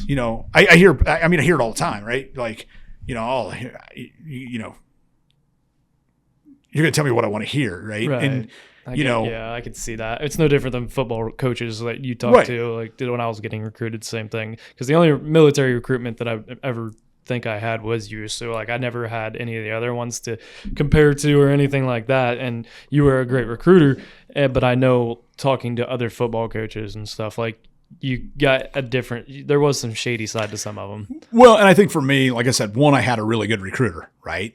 That was it. The other thing is I'm recruiting at home. These are my people, right? Like you relate to them, you know the area, you understand how everything kind of works. But you're going to see them, right? Yeah. And it's what I've often said. Like I don't want to recruit somebody and then be walking through the mall with my kids or out to dinner with my kids and run into somebody and they be like, flipping me the bird. Right. Now, like I tell people all the time though with recruiting, like, these are the benefits that are there. What you do with them, that's up to you. Right. I can't force you to go to college and get it paid for. I can't force you to take advantage of a VA home loan. I can't. I wish I could, right? I wish I could take that and force you to do it, but I can't. It's like anything, right? Like some people have they find out that maybe this, I shouldn't say that it's not for them, right? But it's, everybody's experience is different in the military, right? And so, it makes it hard, right? Like, and that's what made it hard in recruiting, right? Like when I got here, like I was saying, it was, you want to be honest, right? Because you're screwing people's lives. Yeah. Oh, I mean, essentially, right? You're screwing with people's lives. Like, I mean, and I shouldn't say you're screwing with their lives because you're not screwing with them, but it almost sounds like in a bad way, but it's not necessarily meant that way. Yeah. Like if you're not doing your part or you're not doing the right thing by that kid, you are screwing with their life. Yes. Right. And it's, so it's like, you got to have a plan, right? We had to lay it out. We had to have a plan. Right. And man, I'll tell you, man, I'm going in and like I said, it's just not going well. When I called Stacy, I'm like, listen, I don't know if this house don't sell, maybe we want to just hang on to it for a little bit. We might be moving back here pretty soon. And, yeah, so, I'm like, we're going to, we'll figure this out, some way, somehow. But, I hadn't been to recruiting school or anything. So I go to recruiting school and I come back and I'm working for a guy, and this guy I'm working for, man, he's just like, he's intense. Man, I'm like, dude, this dude. And he just asked me one day, he's like, what do you need from me? And I'm like, I need you to leave me alone and let me do my thing. I'm like, if in 6 months I'm sucking at this, you can fire me. But I'm like, I just need, and he's like, smart aleck kid. And I'm like, I looked at it as I came from working on aircraft, right? And there was a cockiness about me, right? I'm 33, 34 years old. I was working on $26 million aircraft. I don't need this dude babysitting me. Like, I know this area. The recruiter that was here is failing as a recruiter, right? He's telling me nobody wants to join. They all want to get out of here. And I'm like, man, you're looking in the wrong place, right? So I'm just stirring the pot. And next thing I know, man, it just starts rolling. And like, things just start working and I didn't change anything. But what I did was I tried to build relationships with people, right? I was trying to build those relationships with, the school administrators, with, the students, right? And talking to you, like, I bet you how many times did we probably talk, you think, when you were still in high school before you ever joined? Or not before you joined, but before I ever mentioned you joining. Multiple times. I mean, because you came and worked out the football team too. So, there was, I probably at least 5, 6, 7, like probably a lot more than I remember. But yeah, I mean, we built a relationship before the military was even brought up. And I think that, for recruiters, I think that was one of the things that, we didn't, sometimes it's hard, right? because we have to ask that question. Do you want to join? That's our job, right? But you guys get it from every branch of service, right? Mm-hmm. Everybody, you know, and it's tough. And I had that conversation, you know, but my thing was always, you know, they're like, well, did you ask them who wants to join? No. They know what I do. They know why I'm here. I'm in my uniform. Right. Like, you know, and at the time that, you know, it was different, you know, now it's not like, you know, probably like that as much, but, you know, I talked to you, and it, you know, but it just seemed to start working. And I don't know why. Actually, I do know why, right? And it goes back to what we said. Find a way, right? Like that's always, you got to grind, right?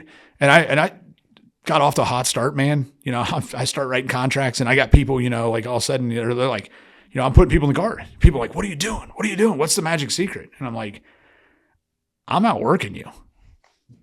There is no magic secret. I mean, I can remember Stacy calling me at 2, 3 o'clock in the morning. You all right? Yeah, I'm in the office. Do you know what time it is? Not a clue. And I was building a packet, right?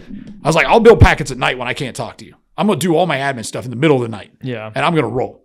But all day long, I'm just going to come here and I'm going to talk and I'm going to talk. And I think that's always kind of been my motto, right? Like, just find a way. Like, find a way. Find a way to get to what you want.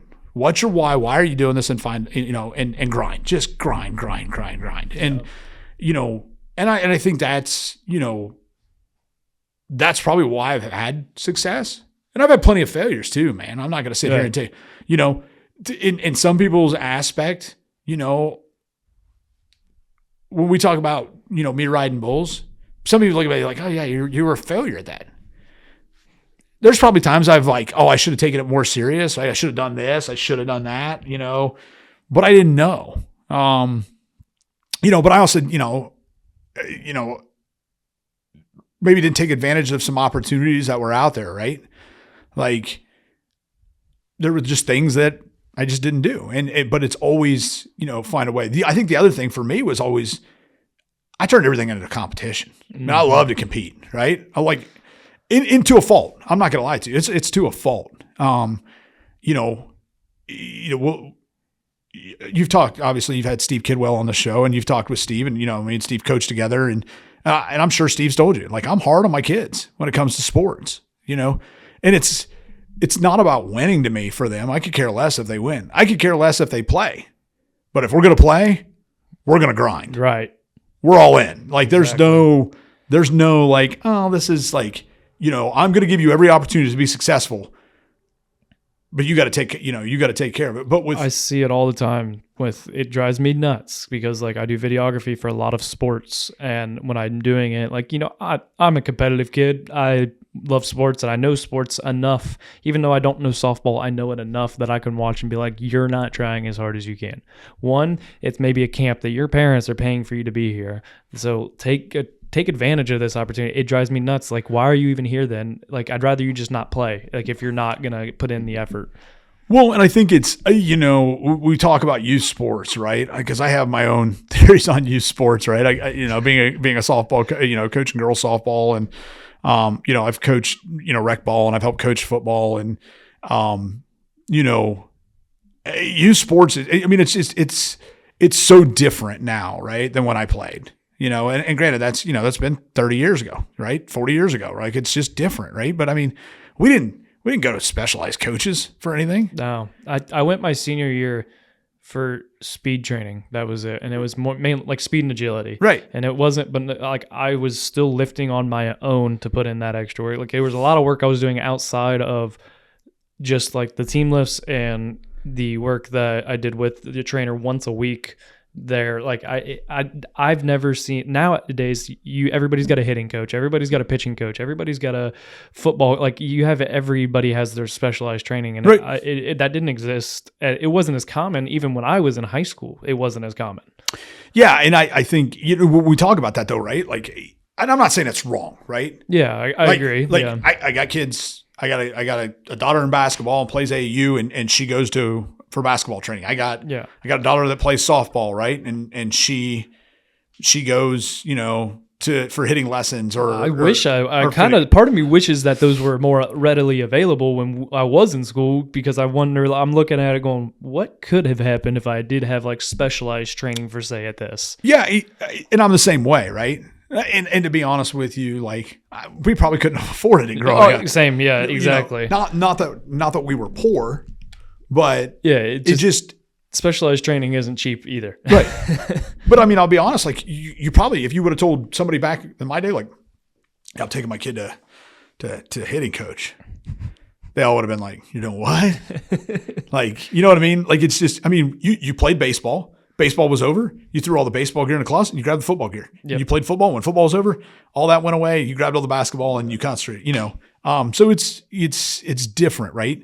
Do you think there's more one sport athletes nowadays than there ever used to be? Yes and no. I think on some aspects, yes. Right.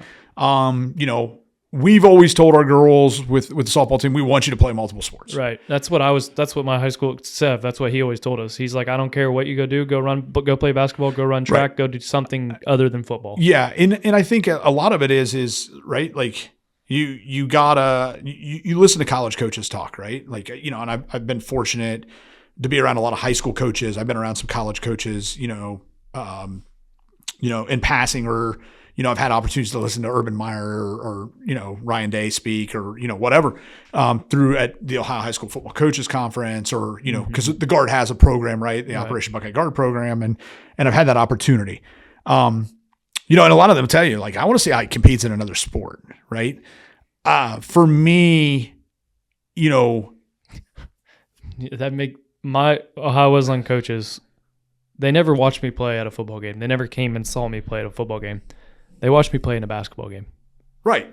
They wanted to see it. Now, granted, I fouled out, I think, in the third quarter, so I don't know if that helped or hurt my case. I mean, you did play defense in college, right? So it probably helped my case a little bit, because I was definitely, I'd like to say I was the most physical on our basketball team. I was one of two football players, I think. So like I was just different when it came to that physicality side of things. Yeah. And I think for me anyway, you know, I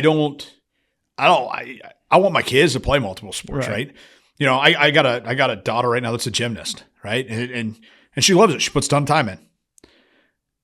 But it worries me, right? What if in 2 years she doesn't want to be a gymnast anymore? Yeah. You know, we miss volleyball season every year. We miss basketball season. Now she's playing high level softball, you know, or if you want to call it high level softball, Stingray softball, which is, you know, higher level softball, right?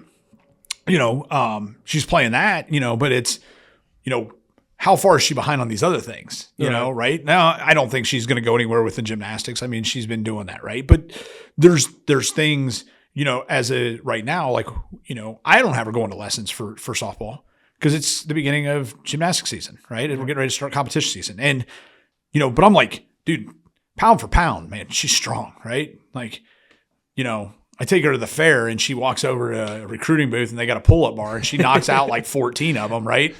And then these guys are like looking at her because, I mean, she's, you know, I mean, you've seen her. She's right. She's basically, I mean, I call her chicken legs because she's a beanpole and, you know, but, you know, she's just knocking them out rep for rep, right? Like, I could never do 15 pull-ups. Never on my best day I could have. I think the most I got in college was 13. Right. You know, and she's just like, it's nothing. You know, but that's because of other sports, right? She has that strength from volleyball or from gymnastics and, you know, the flexibility and those things. And so, you know, I'm all about it, right, man? Because I mean, it's like, let kids be kids, right? Let them go compete though, right? Like, cause that's what that's what I want out of my kids, right? Like, and I get so frustrated with them too, because like I said, like to me, like with recruiting was a competition. Hey, here's how many you got to write. You know, we want you to write this many. Right? Like it's a mission, right? And people are all like, oh, you guys have quotas. Listen, the Army's got missions for everything. Yeah. Right? Like, you know, every boss is going to say, hey, you work in sales, you got to sell X amount of dollars. Well, this year. Exactly. If you don't, then you have set goals. Like, then what do you could sell zero and then what changes then? Like, right. So like, you have to. Right. You know, and, you know, obviously, you know, so it was like, but to me, it was a competition. Mm-hmm. And once I realized it was a competition, it was game on, man. And it was fun. And I loved recruiting, right? Because if you wrote 2, I wanted to write 3. Yeah. And it didn't matter to me so much about who wrote the most for the year. I just wanted to get the assigned mission done before you. Right. But I didn't want to just beat you by 1 or 2. Like we know every day. Like we have a spreadsheet tells who put in contracts and where people stand. Buddy, every day. That was the first thing I looked at every day. For the first 4 years I was in recruiting, that's what I looked at. Every day. That's a good thing though, I feel like, because if it almost like fuels you a little bit at the same time, because you can see if you're behind, or you can see like, oh, I'm only ahead by like 1 or 2. That could easily today be changed. So like I think that's a great thing to look at. Oh, without a doubt, man. I used it. I used it as motivation. Right. Man, I mean, first year I had a lot of success, right? And I'll be honest, I'm not saying I'm the best recruiter in the world, right? Don't take it that way. But during that time, I was having some success, right, man? I was the first recruiter to close 3 or 4 years in a row. And I can remember like a guy I ran into, he was a friend of mine, right? He was a recruiter up in Akron, on Akron U. He's like, this is my year. I'm gonna destroy you. And he did, man. He jumped out, hot start. And I was like, no, put that in my brain. And I used that, right? Yeah. I remember my first year, I'm going to MEPS and I wrote a kid, and it was my last contract of the year. It was the last kid I wrote that year. And a guy makes a comment, right? He's like, well, we'll just see if you can do it again next year. Like real smart ass. Mm-hmm. And I'm like, plant that in my brain. Plant that in my brain. And it was, I found all these things that fueled me, right? And I didn't want to just beat you to the end. I wanted to beat you so bad that even if you were having a great year, you were still like, damn, I suck. Like that was the goal, right? I didn't want it to be any question of, oh, you got lucky because this happened, or this kid got sick and couldn't go to MAPS. No, I wanted it to be like, adios, man. Yeah. And I think the fastest I ever did was like 5 months, or 21 contracts in 5 months. Man, I was going. But the thing was I didn't have a problem talking with a freshman. I didn't have a problem talking with a sophomore. I didn't have a problem talking with a junior, right? Mm-hmm. Everybody's like, oh, they don't waste your time with that kid. He, you can talk to him in 2-3 years. I just built that relationship. Do you know Ethan Pollock? Yeah. Ethan Pollock's a perfect example of that kid, man. I'm over at Watkins. I started talking to him as a freshman. He come up to the table, we set up at lunch, right? You're all staring at us. We're staring at you, that whole creepy thing. And I'm sitting there talking to, Ethan starts coming up, right? And he's like, I'm a freshman, man. And me and him just talked, right? We built a relationship, and, at the school, right? Hey, this is what the guard is. Here's, whatever. And, sophomore year comes, and, hey, man, what's up, man? Hey, it's junior year. Hey, what's up? And I remember senior year, man. First week of school. I'm at Watkins, man. Set up lunchroom, right? Here comes Ethan. He comes down the hall. And he's like, hey, Sergeant Mohler, what's up, man? I'm like, what's up, Ethan? I was like, what are we going to do, man? We going to join the military this year? And he just turned around and looked at me, and he stopped, and he's like, you guys still helping? You still paying 100% college tuition, on the GI or the National Guard scholarship? I said, yeah. He goes, call me tonight. I said, all right, man. I called him that night. Next day, man, I'm at his mom and dad's house, and a week later, he's in the military. Wow. Like, it was an easy conversation. Yeah. But it's because you built that relationship up for 3-4 years leading up to that. Yeah. And, I tell my young recruiters this all the time. Like, live in your schools, man. Just go hang out. Like, be there. Grind it out, right? Yeah. Like, find a way. And they're like, well, they won't let me in. Well, find a way. Yeah. They don't trust you. They don't know you, right? Like, that's the thing, too, is I wanted to speak on is, like, building – not only are you building a relationship if you're talking to them, I feel like you have to build that trust up. Like you said, they kind of already have in their mind maybe what it is, but building that trust up, like you said, talking to Ethan as a freshman, sophomore, junior, working that trust and building that trust the entire way has got to be huge in terms of recruiting. Yeah, and I think I think it is, right? One thing I'll tell you, like, things that you try to do that, right? You're trying to build that trust, right? And I think it's just being real with people, man. Yeah. Like, I don't even think it's has everything worked out perfect for every person I put in the military? No. It never will. It never will, no. Right? It's just, I'm sure there's people out there that'll tell you that they had the worst recruiter in the world. Yeah. Right? Like, it didn't work out for me. Some people probably think Nick Saban's the worst coach in the world. Right. It just, exactly. But I'll tell you this, there's not a single kid that I go to bed and I go, oh yeah, I screwed that kid or I lied to that kid. Like I've said this, when it comes time, I can stand at the pearly gates and I can say, yeah, I was as truthful as I could, as honest as I could be, and told them what I knew. Right. So, and I've still gone that way, but where I really figured out that I was winning at recruiting, not so much, I shouldn't say winning at recruiting, but where I figured out I was doing the right thing. I was in Watkins again, spent a lot of time at Watkins, right? Like I did. I mean, because you're a big school, right? Yeah, like we're one of the biggest in Lincoln County, I believe. Yeah, you were the biggest school I had, right? It was you were Heights, and I didn't go over to Heights a whole lot, and it just didn't have the contacts over there, right? Nothing against Heights or whatever. And yeah, they suck anyway. I'm not gonna say that, man. I still got recruiters there, right? Like that's just our rival. So right. So when I learned I was winning though, man, I'm in Watkins and the old school, right? You walk up, you go up the steps of the gym, and I'm walking down the hall and I'm in uniform and there's two girls that come walking by. And the one girl, like I'd seen her in class when I did presentations or something like that, but I didn't know her name. And she's like, hey, Sergeant Mohler, what's up? I'm like, hey, what's going on? How are you today? And she's like, I'm good, And I hear her friend, as soon as they pass me, her friend goes, do you know him? And she's like, well, everybody knows Sergeant Mohler, and she's like, he's a recruiter. And I mean, this is real quick conversation they're having, but I can hear it. They're laughing because it echoes, Yeah. And I'm like, especially in those empty hallways. Right. Yeah, right. Would. And she's like, yeah, Mohler's not like the rest of them. He's cool. Like he doesn't push it on you. And I think that's always been the thing, right? Like if you guys want to join or if people want to join, so be it. I'll help you along the way. But if you don't, like I told you, and I guess we haven't really talked about this with anybody on here, but I mean, our relationship started as you were a high school kid. I was a recruiter. Yeah. And we just got to know one another. Right. In your senior year, you were stuck. Oh yeah. Hey, do I go to the military or, do I go play college football? Yeah.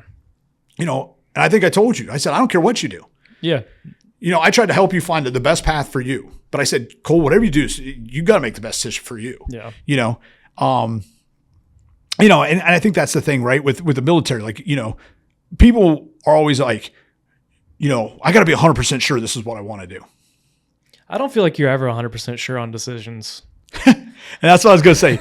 I'm going to tell you right now, man, I was on a plane headed to basic training going, I don't think I don't know what I did, I mean, I was at AIT. I was at, tech, they call it tech school or advanced individual training school.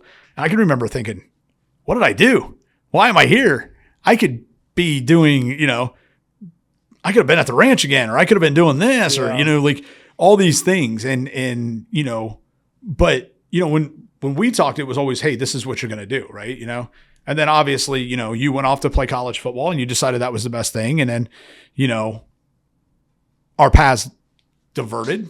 I mean, for 5 or 6 years. And then, here, I'm coaching softball with Steve and we're talking about all this weird stuff. And he's like, I got this guy that works for me. He's a really good athlete. And I'm like, yeah, sure, whatever. And then, he tells me the name, right? He's like, Cole. And I'm like, Cole, it didn't mean anything to me. I didn't think it. And then I don't know how it came up the one day, or I came down here. I guess I was here. Yeah. Came by the shop and you're like. It's when you guys were looking at jerseys. Yeah. Yeah. Yeah. That's what it was right here in this room. Right. That was last year. Right. Yeah. Like, and then, you noticed who I was and then and then I'm like, still hadn't hit me until he starts telling me and I'm like, oh shit. And then, here we are. So, but I mean but that's always been my thing, right? Like it's just, you got to go grind. You got to find a way. And the other thing is you got to be, you got to take care of people. And I'll be honest, man, I'm not everybody's cup of tea.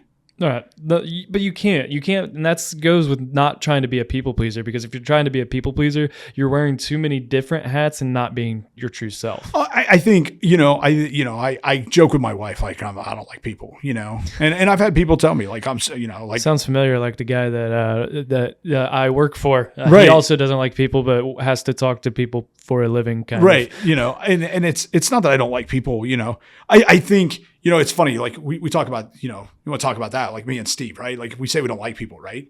I think when you do a job where all you do is talk to people all day, the last thing you want to do when you get home is talk to people, right? Like, my wife always used to joke when I was really recruiting, because I recruited for 5 or 6 years, was a team leader, and then I ran the marketing office for the state of Ohio, and then came back to recruit and been a team leader. And she, I'd walk in the door and she'd start asking questions, and I would and I'm a talker, right? We figured this out in the last hour, but she, she would always be like, I give her a 1-word answer, and she's like, talked to a lot of people today, huh? I'm like, sure did, and it just, didn't, but like I said, it's funny to me because, we talk about this, like, I'm not everybody's cup of tea, right? Like you said, but I'm not the same kid I was in high school either.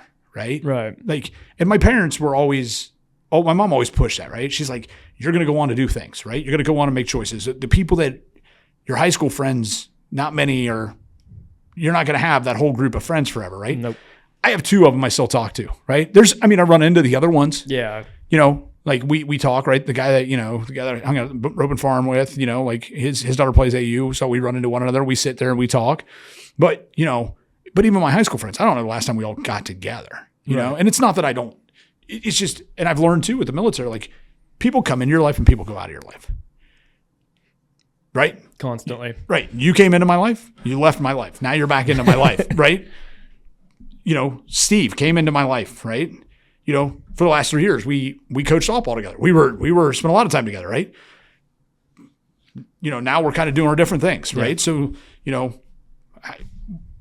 that it's bad. Nobody's mad about it. Yeah. Like we get along. Like, hey, whatever. We're doing what's best for we think's best, and but we don't talk as much. But like Steve's a good buddy, and but I hear I've had people tell me, oh, you're intense all the time, and I'm like, I'm not intense. You just don't know me. Yeah. That's fair. Yeah, I see that makes sense. Right? Like you don't know, like, how do I say this? Like, I am intense. To them I'm intense, but it's not that I'm intense. It's not like an intense of like it makes you tense up being around you. Like it's just kind of your nature, and people view it as a more intense than what I feel like it actually is. It's not, you're not coming off like intense as in like a hard ass per se, or even like straight and narrow all the time. Like you can joke around but still be intense at the same time.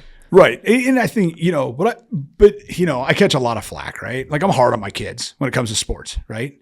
And maybe to a fault, right? Like we'll talk about this. Like we'll be real, right? Like,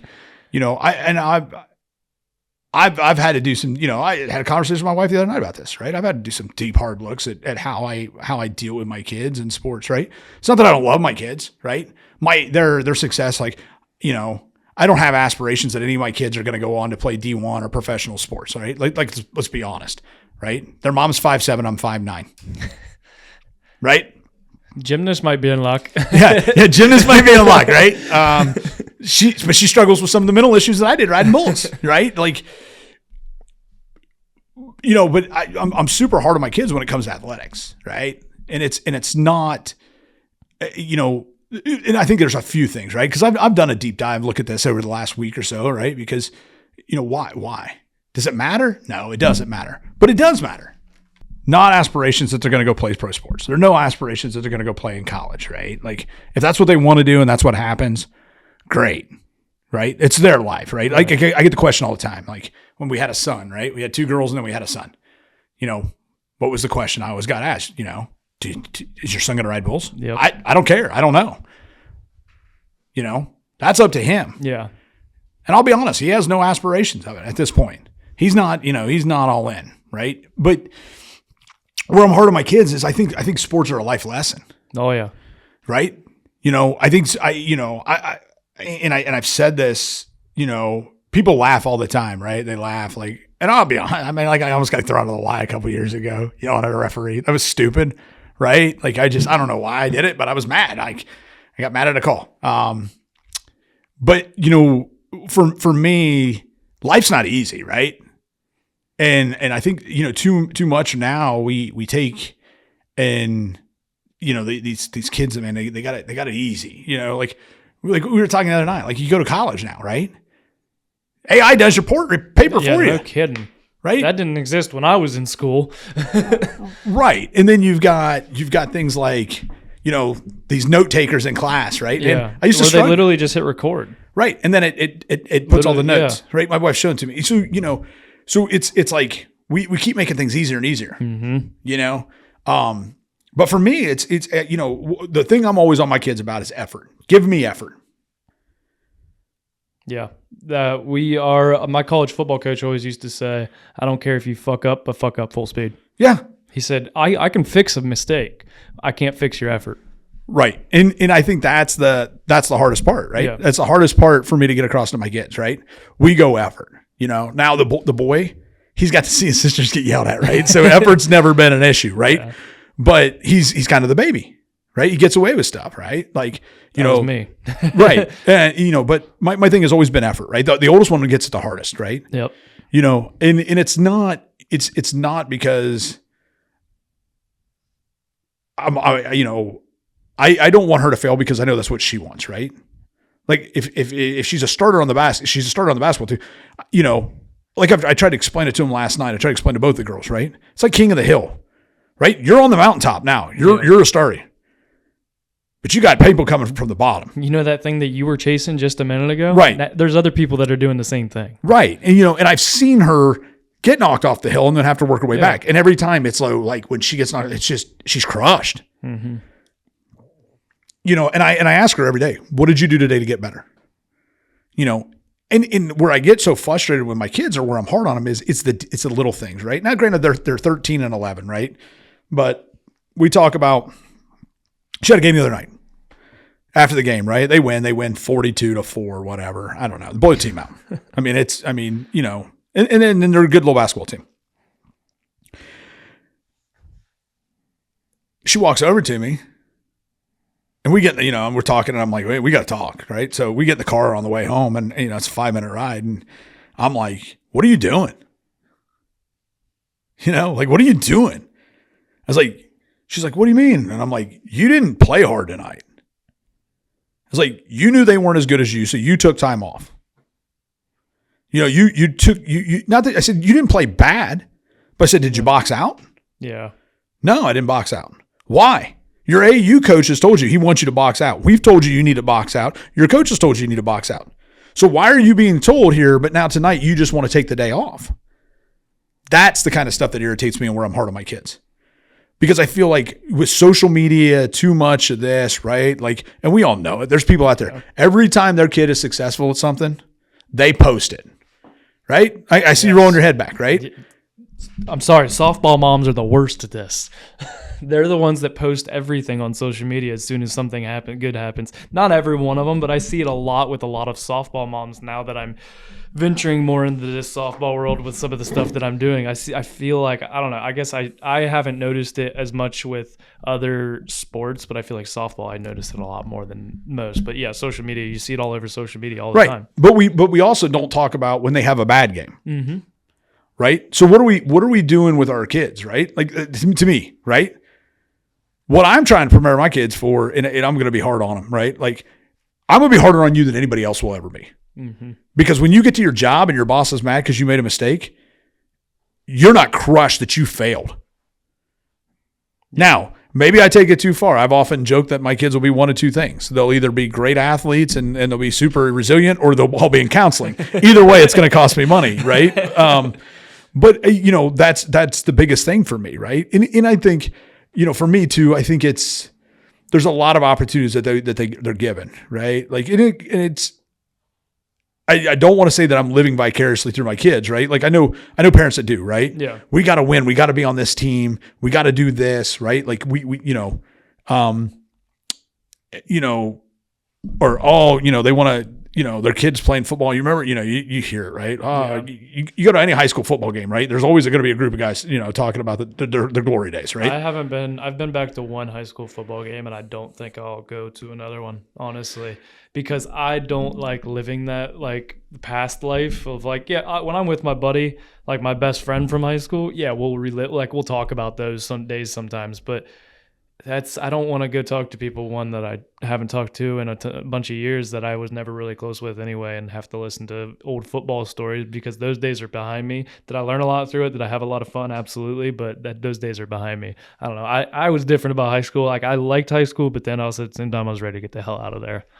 Yeah. And I think it's, but I think too, the difference is, right, you got to go on and play in college. That's true. Yeah. Right? I got to do something that I think I was the only one in my class that played all 4 years. Right. But you found something else that replaced that Friday night, right? Yeah. And don't get me wrong.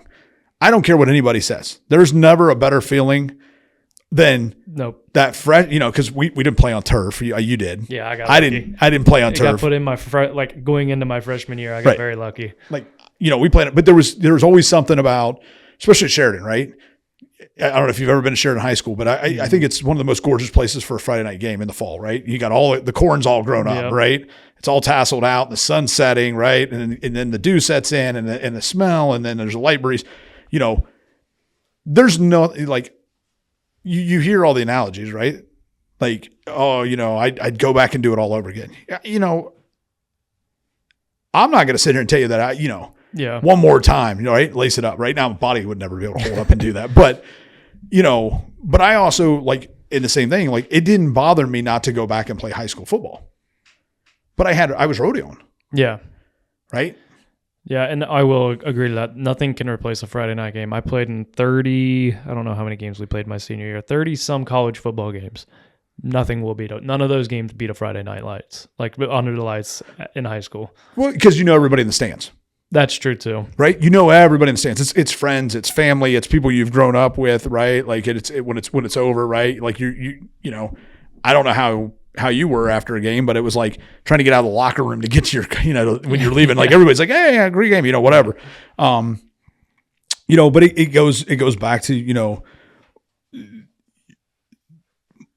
and I don't even know how we got on the football Friday night thing now. Sorry. But, but talking about my kids and sports and being intense with them, right? And I know where I was going with this. Part of it is I look back and I realize the opportunities that I didn't take, right? Mm-hmm. There were some opportunities that I missed, there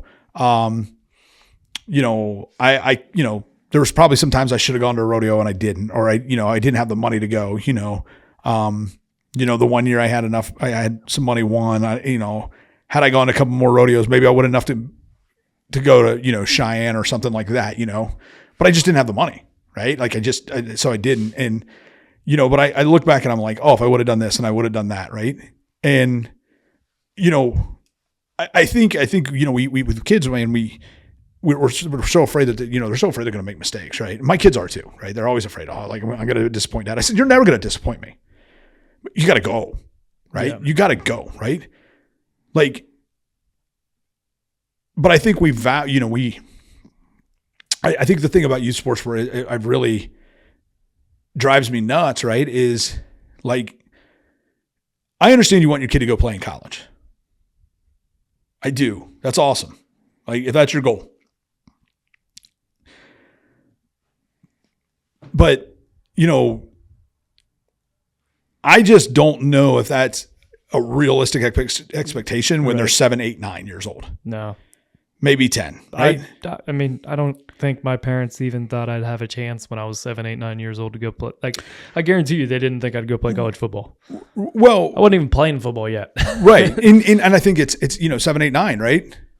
Those aren't even going to be your best athletes. No. That's what I've always told people. You look at these youth programs, you're like, oh, they're really good. And then you look at their high school teams and they suck. And you're like, wow, what happened? My brother, when he was in high school or middle school, their football teams went undefeated 7th and 8th grade. I think he won 2 games his senior year. Yeah. It doesn't matter. When you're younger, it doesn't really matter until about your sophomore year. That's when you start seeing what your class wise, how good your class is. That's when it really starts to kick in my opinion. Well, I think somebody asked me the other day, because we obviously, coached 10U last year. Now we're coaching 12U, right? And they said, what's the biggest difference? Is it the ball being 12 inches? Is it the extra 5 feet in the pitching? And I'm like, no. It's half the girls have been through puberty and half haven't. Yeah. As the younger group, right? We got girls. My daughter's the youngest girl on the team. She just turned 11 right in November, 3 weeks ago. So, there's girls, that we're playing against that some of them, and we're playing on the old rule system of USA rules or U-Trip rules. So it's a January 1st. Some of these girls are 2 years older than her. Yeah. And they walk out next to her and I'm like, are you going to prom or did you drive yourself here? Right. Like, but I tell my wife all the time, like, I don't know what she's going to be as a softball player. I don't know what she's going to be as a gymnast, right? Because there's some biological things that need to happen that are going to happen whether we wanted to or not. Now, when that comes, I don't know, but it's going to change. It's going to change, right? What if she grows 7-8 inches? Yeah. She's probably not going to be a gymnast. No. You know, what if she doesn't grow? Well, she might be a gymnast, you know, like, and she may not be a softball player, right? I don't know. But I see the difference in the girls that have gone through puberty already, right? Like they're just bigger, they're stronger, they're faster, right? And I've told my wife, like, hey, if she's hanging on this level, she may not be the best kid on the team, right? We don't want her to be the best kid. She may be number 8, number 9, number 10, number 11 on the team, right? She's not. But she's only going to get bigger, stronger, faster. You're right. Our ceiling is pretty high still. Right. You know, we've got room to grow. But the one thing, like I've said with my kids, and where I'm hard on them, it's all about effort, man. Yes, 100%. You know, they got to grind, and it frustrates me. It frustrates me with my kids more than anything, right? Like, effort takes no talent. Yeah, yes. Mm-hmm. Right? Like it's everything that I've done, right? I've never been the best recruiter. I was never the smartest recruiter, right? I don't have a college degree. I went to college and just didn't like reading, right? Like, you know, a lot of people, like I said, will look at my bull riding and say, oh, you never made it. You failed. I don't think see it as a failure. I know all the hoops and paths I had to go to get to that spot, right? Like, I mean, there's a lot of things like, you know, that we didn't talk about how did you know to go pro? How did you know not to buy your card, right? Like, I mean, that's a whole 30-minute story if you get in the long story of it, you know. But I think you gotta, what I try to tell people, and you know, and I, when they ask, you know, and you know, we talked about doing this podcast. I'm like, what am I going to talk about? You know, I didn't know, right? I didn't know what we were going to talk about, but what I'll tell you is, you know, it was like, all right, you know, it's kind of like even doing this, right? Like, you've been asking me 6 months to do this. Eventually I was like, okay, we just got to find a way. Yeah. Like, when I finally just said, hey man, I promise we're going to do it this week. Yep. Right? Like, we had to figure out somebody to get the kids from practice. We had to do this, right? Because I told you, man, I'm busy all the time. Yeah. And you know, but yeah. So, I mean, for the people out there that, you know, if you run into me and you see me with my kids, yeah, am I hard on them in athletics? Yeah. Not because I think they're going to be college athletes. Not because I want them to be pro athletes. My kids quit their sports today. I don't care. But the lessons they learn through those sports are going to carry through life, and that comes with that as effort. And it's no different than when you go into a job and if you don't give effort, and it's, you know, it's not necessarily running as fast as you can, that type of effort. It's a different type of effort, whether it's productivity and stuff like that. Right. If you're not giving effort, you're not going to get that promotion, or you might not have that job very much longer. So it's a lesson that carries throughout life, not just in that sport, and that may end in high school or whenever it actually ends. Yeah, so for me, that's what I'm trying to get across to my kids. Give me everything you got. Let's go full speed. Now, the one thing, I don't care if they score, right? Like I've said with my oldest daughter, right? She was not a very good basketball player, right? Didn't make the team in 4th grade, whatever. Not a big deal, right? She's 4th grade. Was I mad about it? Not mad, but I was like, what do you do, right? Yeah. You know, at 4th grade, what do you do, right? Like, she's devastated. And I told her, I said, you got 3 options. You know, and keep in mind, she's 9 years old, right? I'm having this conversation. I said, you got 3 options. You can roll over and just quit. You can play at the Y for the next few years, or you can get serious about basketball and we'll help you, you know, and we did. You know, we got her in with training with a guy here in Newark and who's phenomenal, you know, and he's hard on him. Like, it's not sugar-coated, right? And I've heard people say, oh, he's way too intense. Awesome. I want my trainers to be that way. Yeah, and that's what I tell my kid. You know, I tell my wife all the time. I want them to tell them the truth. Mm-hmm. Don't tell me what I want to hear. Tell me what I need to hear, right? Back to the same thing. Yep. Stop doing what I need to do and start doing, you know, however that saying was, you know. But we got to be truthful, right? Yeah. And I think that's the thing with sports with our kids. It's, you know, it's grandma and grandpa's job, right? My mom and dad come to games, right? I don't care how bad my kids play. My mom and dad are going to look at them and say, they did great to their face, right? Yep. And then my dad's going to be like, hey, she didn't do so well on this, or he didn't do so well on this, or he struck out, right? But that's grandma and grandpa, right? Yeah. I'll be the same way. Right? Yeah. I yelled at you three. You three can do what you want, right? That's why people always get so mad at watching. They're like, you guys were never that nice to us. and it's funny because my dad was never a yeller, right? He didn't ever yell at me. The only thing he ever yelled at me about was effort. And whatever you start, you finish. Those were his rules. Yep. Sounds familiar to my parents. And I'll be honest with you. I wish he would have yelled at me more. Because I think I struggled at times when I got yelled at. I wasn't a bad kid. Yeah. I wasn't a drinker. I never did anything through high school. Even rodeo. I was doing crazy things, but I was always realized like this is never going to be the end of it, right? Yeah. Like I gotta have a plan, right? You can't get in trouble, can't go to jail, right? I'm not out smoking weed. I'm not taking opportunities away. It's it was controlled chaos, right? Like instead of just total chaos. But I've said this to my wife. I wish my dad would have yelled at me. I wish he would have gotten on me and been hard on me, And I've asked him about it. Why weren't you so hard on me? And he goes, because I could tell you something and you would just do it. That makes you don't have to yell. Right. Like and for me, I think that's the hard part with my kids, right? Because they got all these opportunities, right? And I have a hard time sometimes, right? Because like we talk about the rodeo thing, right? I loved it, man, right? Anything I could get a piece of it, right? I didn't care if it was like I said, a 10-minute clip on ESPN or the George Michael Sports Machine. Yeah. I got a little taste of it, right? I didn't care if it was hanging out at a roping farm, chasing roping cows, or pushing cows up I got a taste of it. I got a little dirt on my boots today. I got a little dirt on my hands. Like I was in it. And I think that's the hard thing that I see with my kids, right? Do you really love it? And I've had this conversation with my oldest. Do you love it? And she's like, what do you mean? Like she didn't watch basketball on TV. She'll watch Ohio State every now and then. Yeah. My son doesn't, he watches he doesn't watch the Browns. Not granted, he's 8. So, but my middle daughter, she's a gymnast. The Olympics.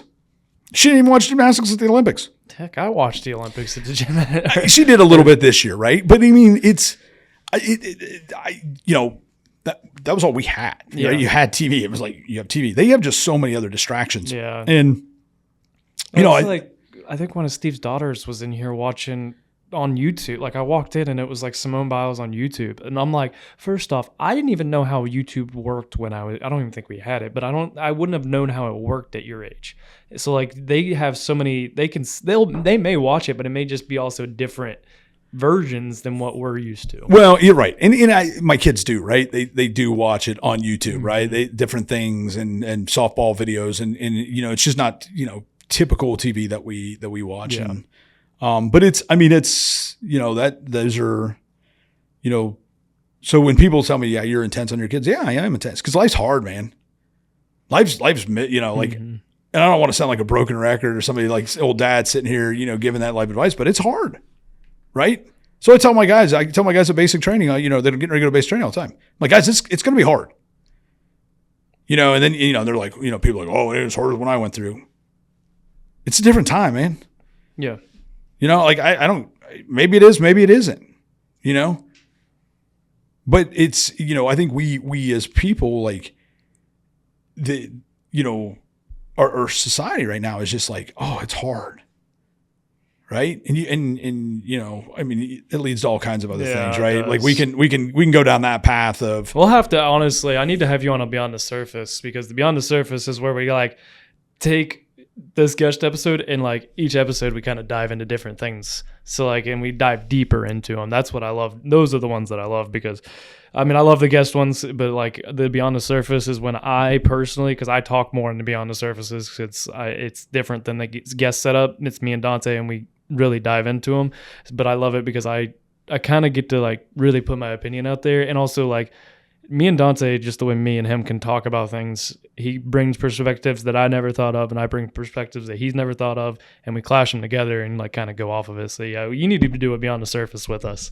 That'd be a good one. Yeah. I think, probably, for me, right? Like I've just had a lot of different experiences, right? Mm-hmm. I've seen a lot of different ways people live, right? Like the way people live in Wyoming is way different than here, right? Like, right. the way things are viewed in, Texas and, or North Carolina, right? It's, it's different, I mean, don't get me wrong, I love Perry County and it'll always be home. But I mean, there's a lot of things when I left Perry County, I was like, whoa, it's a whole big world out here, but yeah, I mean, I think it's, I think a lot of times too, people are just right now, man, you're afraid of, they don't want to hurt anybody's feelings. Right. And look, man, I've done this military thing for 25 years, right?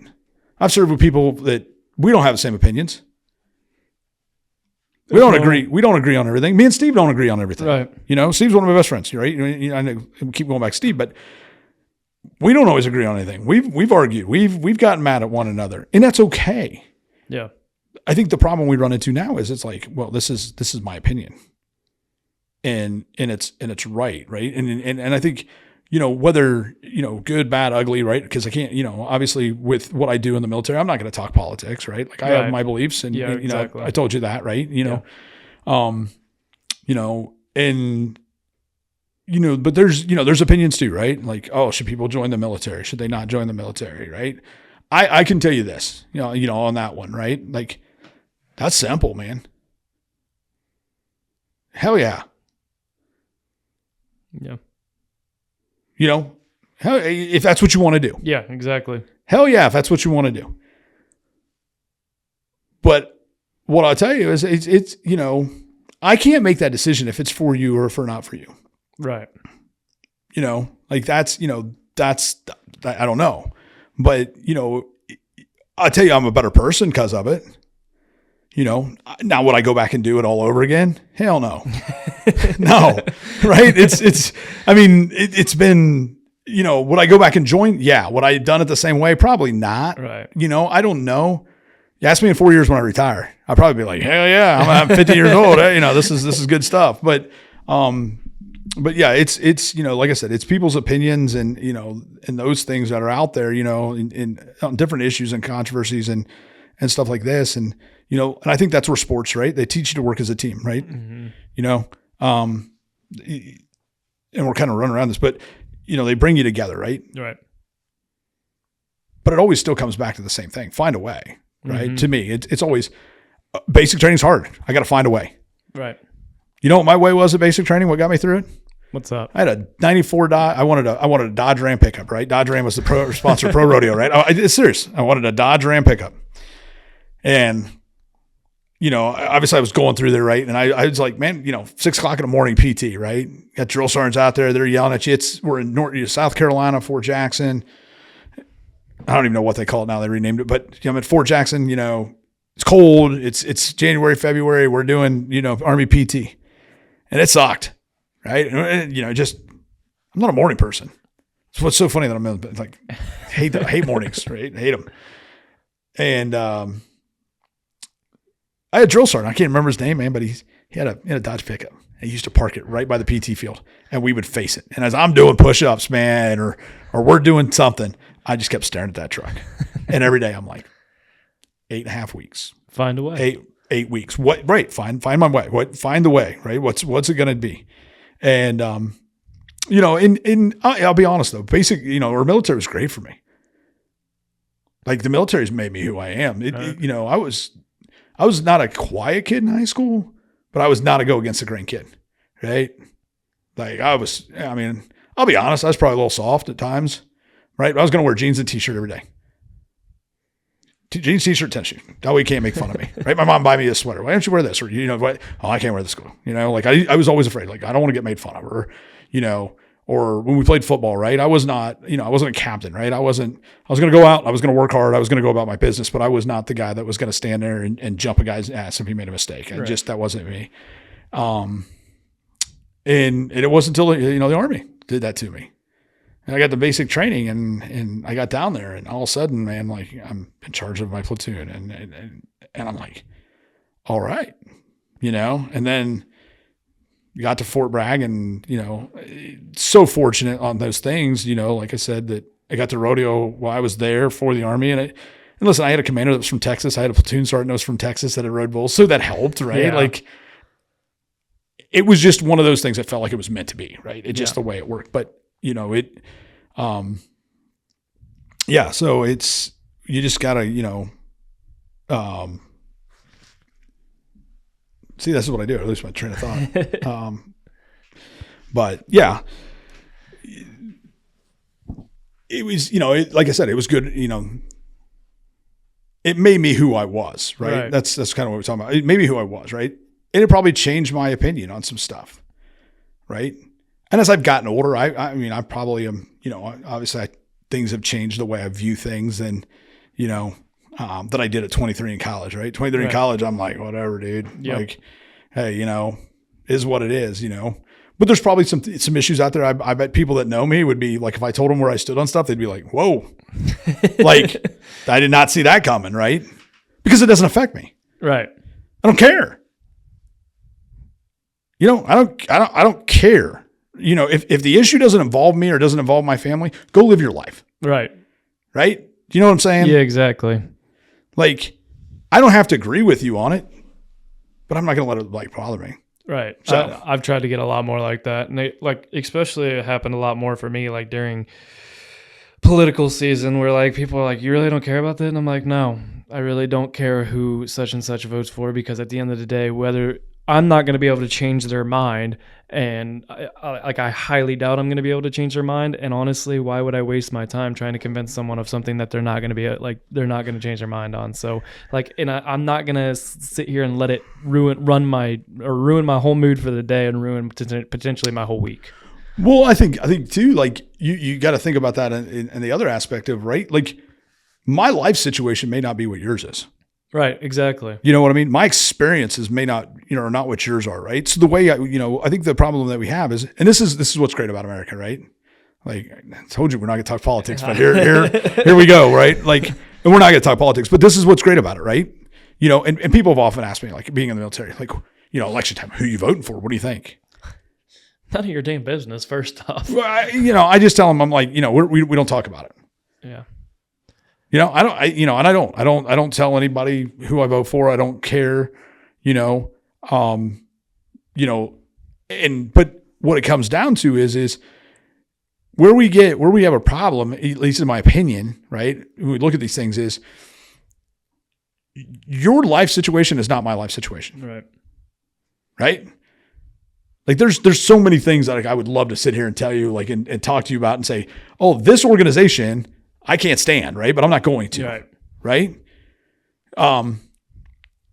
But just because I don't agree with what you believe doesn't mean you're a bad person. Exactly. That's the part right there. It doesn't make you a bad person. Right. And I think you see it with families, right? Oh, like, yeah. Like, well, you're for this cause or that cause, and they fight, right? I really don't care. Yeah. If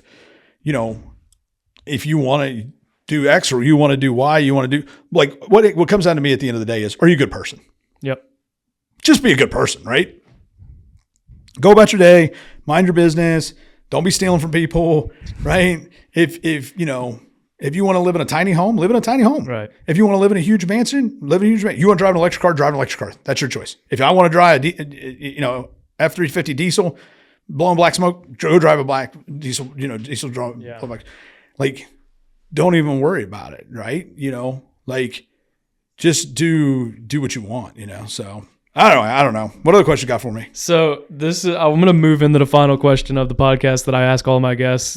We could sit here and easily talk for more hours. We've already been rolling for 2:09, but the question I ask all of my guests is, if you could go back in time and tell your 16-year-old self one thing, what would it be? Oh man, that's tough, right? Like one thing. Yep. There's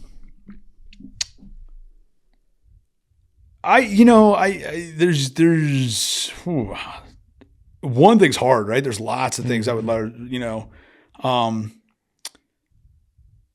I think, probably in my situation, and where things turned out, right? Like, I got a great wife, right? Like I married up the food chain. My kids are great, my career's been great, and and none of it's what I planned, right? There was a time I didn't think I'd ever get married, right? I didn't know if I was going to have kids, right? I think The one thing I would probably say, and this, I mean, you've probably heard this before, is trust the process. You'll be where you're supposed to be when you're supposed to be there. Right. Yep. And that's so hard to do when you're 16 years old because Buddy, it's hard to do when you're 45 years old. That's true. Yeah. I mean, I want to rush the process now. That's my problem is I want to rush it and I want it now instead of like trusting that not everything's, comes. And, part of that is grinding, but part of it is being impatient at the same time. So, but yeah, I like that. Like trusting the process, like you're going to end up where you're supposed to end up. Whether that you don't know exactly maybe where and your plan you may not be the one that you're going to follow at the end of the day either. Right. And I think, and I say that a lot, right? I think, when I say that, because I've caught myself, I've said it 5 or 6 times, right? Like, but to me, you've got to have, and I'm not going to turn this into a religious thing, right? You got to have trust in some, I have trust in that I'm going to be where I need to be. Right. Right. There's been a lot of things in my life. A lot of situations in my life where I'm like, I don't understand this. Right. Why is this happening to me? Why is this happening now to me? Why I deserve this, and I'll tell you this. There was some things that happened. I thought I was going to get promoted a year ago and I didn't. The next thing I know, I'm leaving the marketing office. I'm going back to being a recruiter on the street. And I was like, why? I've already done this. Like I should be doing, I want to do this or I want to go do that or, and I didn't understand it. And and I was bitter about it, yep. Don't get me wrong. Would have loved to have had the money, but now that I'm home and I'm close to home again, I'm like, I'm where I need to be. I'm close to my kids. I get to all their sporting events, right? I can help run kids to practice. I can get kids to dinner. Like I get it, when I got deployed, right, I was like, oh, what is going on here, right? But it worked out. Because I'll be honest, I don't know, had I stayed here, would me and Stacy have worked out? I think so, but I don't know. Right. Right? But that was the test for me. That was the thing, because at that point in time, like I'll tell you this, like every girl I dated, I'd get rid of them for the same reason. Right? I'm like, oh, they're crazy. They're all crazy. And then I realized there's one common denominator in all of these relationships, and it was me. And I realized I was the problem, right? So I don't know, would she, like that was the thing that opened my eyes, right? Like, hey, she's going to do this, right?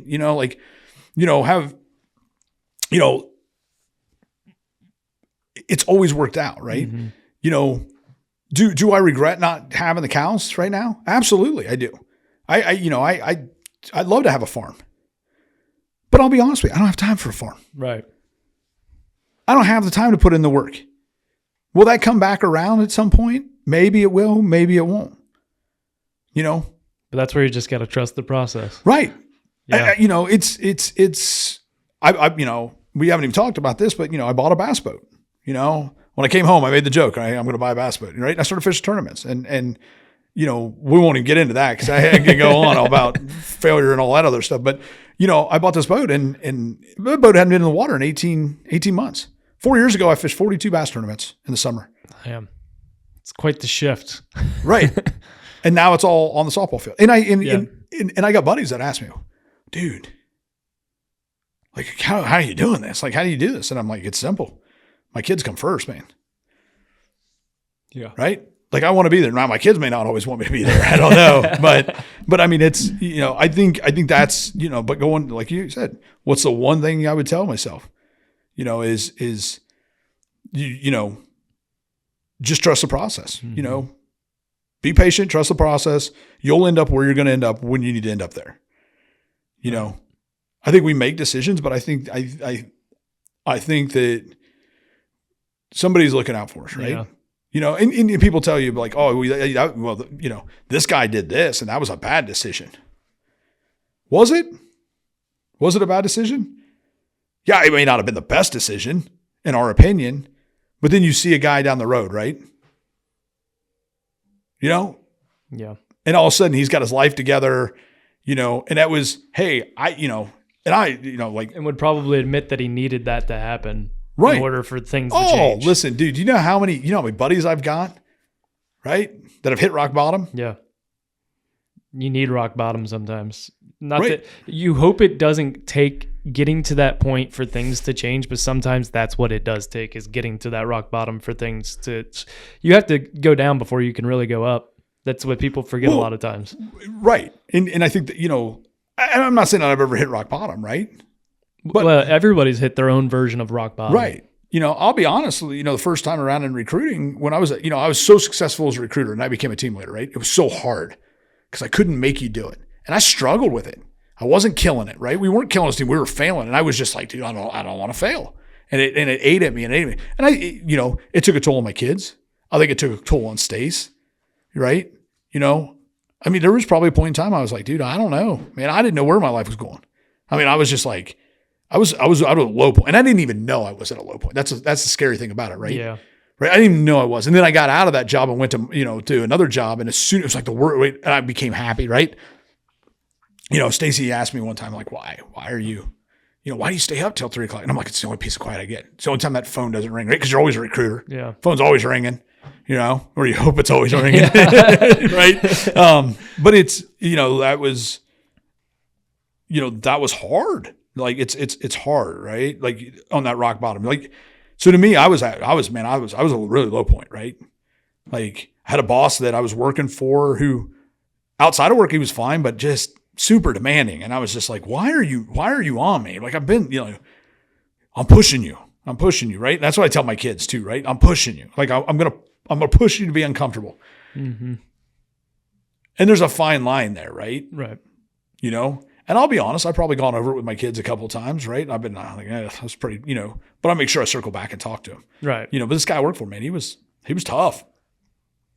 And it made it miserable. And that was my rock bottom, right? At that point in time, right? There's been, I think you always go through rock bottoms, right? When I didn't get promoted, that was kind of a rock bottom. Right? Man, I'd worked my whole career for this and thought I was getting promoted, in the guard system's a little different than the active system, right? There's gotta be a slot, you gotta move. And, and I was number one on the promotion list, and it just, some things happened that, personnel movements, the way they moved them, it didn't work out. And, no fault of anybody's or anything like that. But I was like, I had my hopes up, right? But I would have been driving to Columbus every day. Yeah. That sounds miserable now that I think about it, right? Yeah. I can't stand traffic. So, right. Like, I would have had to drive up in rush hour traffic, it's not that I don't, wouldn't have loved to have the job or the challenge of it, but I'm where I'm supposed to be, Right. So that would be what I would probably tell. There's probably a lot of other things I'd want to tell 16-year-old me. Probably more of the stuff that I tell my kids, like, when you get this opportunity, you need to go, go all the time, do this, right? I wish I would have done things different rodeoing. I wish I would have done things different fishing. I wonder sometimes if I would have done things different, my military career. I wish I would have taken college a little more serious, right? When I was there. It took me 2 years. Oh, excuse me. It took me 2 years to figure that out. So, oh, buddy, I was on like the 7-year plan, man. I was careering it up. I didn't have that option in terms of, getting financial help from my parents. I had 4 years to figure it out, like to get it done. So, and although Ohio Wesleyan only offers 4 years, so I had to get myself out of there in 4 years. So, right. Yeah. I think that was the problem too, right? Like it wasn't my money. Yeah. Like I had earned it. I never looked at it as my money. I was like, it's like, I'm using the GI Bill or I'm doing this and I'm using the guard scholarship. That's the first 2 years with loans and realizing like, I don't have to worry about this money now, first off. And like, it's paid for. I don't have to worry about it. And then when you're almost on, what's that saying? I'm on thinking, academic probation, you, what's that saying about loans that I'm thinking of right now that I want to tell you? Oh, I told you so. Yeah. That's right? Fine. You keep using me as an example for other people. but here's the thing. You had to go do that, right? Like we joke about that, right? We may not be sitting in this position today if it wasn't for college. I have no idea how my life would have, if I'd have gone, if I'd have joined, I have no idea where my life would have gone. Do I regret going to college? Not necessarily because of the things that came out of it. Do I wish I'd have done it differently? Probably. But at the same time, I'm in the position that I am today because of the choices that have already been made, and I can't go back and change the past, so might as well ride the wave. Right, and that goes to you're where you're supposed to be when you're supposed to be there. Yeah, right. And it's the other thing. Find a way, right? Like you found a way to get to college. You found a way to make it work. Like there's an old saying out there that they always say about, something about, when you're young, right? It's all wasted. Smarts is wasted on the youth, right? Like, because at 45, you're like, oh, I would have done this. Oh, I would have done this. I would have done it, right? But I think that's the key, right?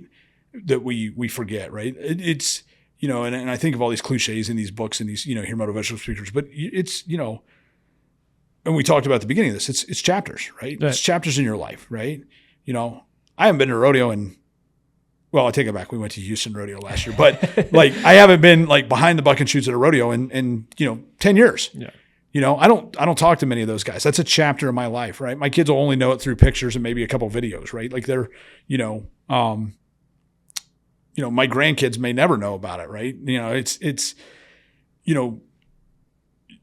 and that's where you're at, right? It's a chapter, right? Like you wrote the chapter, we don't know. Yeah. Right. Because we all would have things we'd go back and change to do. Right. But the things may turn out better, it may turn out worse. Right. But the things that what I'm getting at is the choices that you made, right? That you're making right now. Right. Or the choices that you made, like, have made you who you are. Right. Exactly. Right. Yeah. There's tons of people tell me, oh, I can't believe it. When I joined the military, are you sure that's what you want to do? I don't know. But hey, it was 2 years of my life. Let's, in the beginning, let's just go give it a whirl, see what happens. Yeah. I don't know if my first sergeant intentionally put me on the list to go to Iraq so I take the job. In my opinion, I do. But I'm glad he did. Yeah. Right? I didn't understand it at the time. I sure as hell didn't understand it when I was there. Like, I don't know why we ended up back here, right? Like when we moved to Canton, I wasn't taking a job in recruiting to try to come back here. Right. Like that wasn't even in a conversation that it happened. So it always happens, right? So there's some things that I would change. I say that, but then again, I wonder, would I really? Right. Yeah. I know exactly what you mean. Yeah. Like, I just feel like the life puts you on the path and you're where you're supposed to be when you're supposed to be there. I just hope the good Lord above has a sense of humor, because I've done a lot of dumb things and I hope that, when I get there, he's like, he kind of laughs and he's like, all right, you crazy SOB, get in here, cause I mean, I haven't been, like I said, like I told you, we all have things that we've messed up in our lives. Right. Like, thank God I've never killed anybody or done anything crazy like that, but I mean, we've, there's things like how we've treated somebody or, whatever, that you can't take back. But yeah, man, I'm a rambler. Sorry. No, I like it. I do. I'm going to wrap it up though. I mean, we've been rolling for almost 2.5 now, which I didn't expect, honestly. And, you're nervous for it, but I don't know why. Well, you let me tell my life story, right? Yeah. So that's not what I thought we were going to talk about. I thought you were going to hammer me with like interviews with questions and stuff like that. See, I never know exactly how they're going to go. I don't plan them down I just kind of go with the flow of the conversations, how I love to do it. It's more fun, I think, and it makes a better actual conversation that way instead of like one trying to interrupt you all the time and move. Because like if I'd have moved past a few things, then we would have skipped maybe one of those chapters per se. So that's why I like to do it the way I do it. Right. Yeah. And I think, I mean, I think that was hard too. Like, cause it was like, what's he going to ask? What's he going to say? Yeah. So, yeah, I don't ever, for people that are listening that don't know, I do not tell my guests what I'm going to ask. None of my guests know what's about to happen. You got the least of the actual breakdown. Usually I at least send a text. I completely forgot to send a text. Yeah. I got nothing. I walked in here cold and then I was like, here's how this is going to go.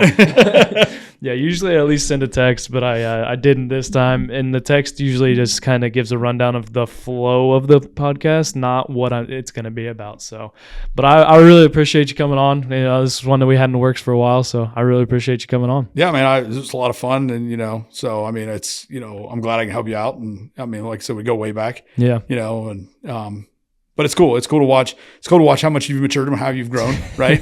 Like how your path has gone. And like Steve said, I'm a little bit different on the podcast. I'm not as. Yeah, I think but I mean, it's, like I said, the first time I met you, right? Like we always talk about this, right? Like, oh, sunshine, right? It was long golden, I missed long that hair.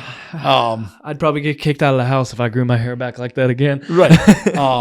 But yeah, I mean, so, it's cool to sit down and do this. And, I appreciate you having me on. Yeah. Hopefully it's, it's what people want to hear. Yeah. And, Yeah. But other than some announcements coming out real quick, like I said, we're cranking out these episodes. Like, you do not want to miss the not Reno's Rants. I don't know why I called it Reno's Rants. Reno's Rants are done. Roughnecks Roundtable number 4. I believe it'll be coming out either the day after this one or that week. It's the same week. I know that. I can't remember.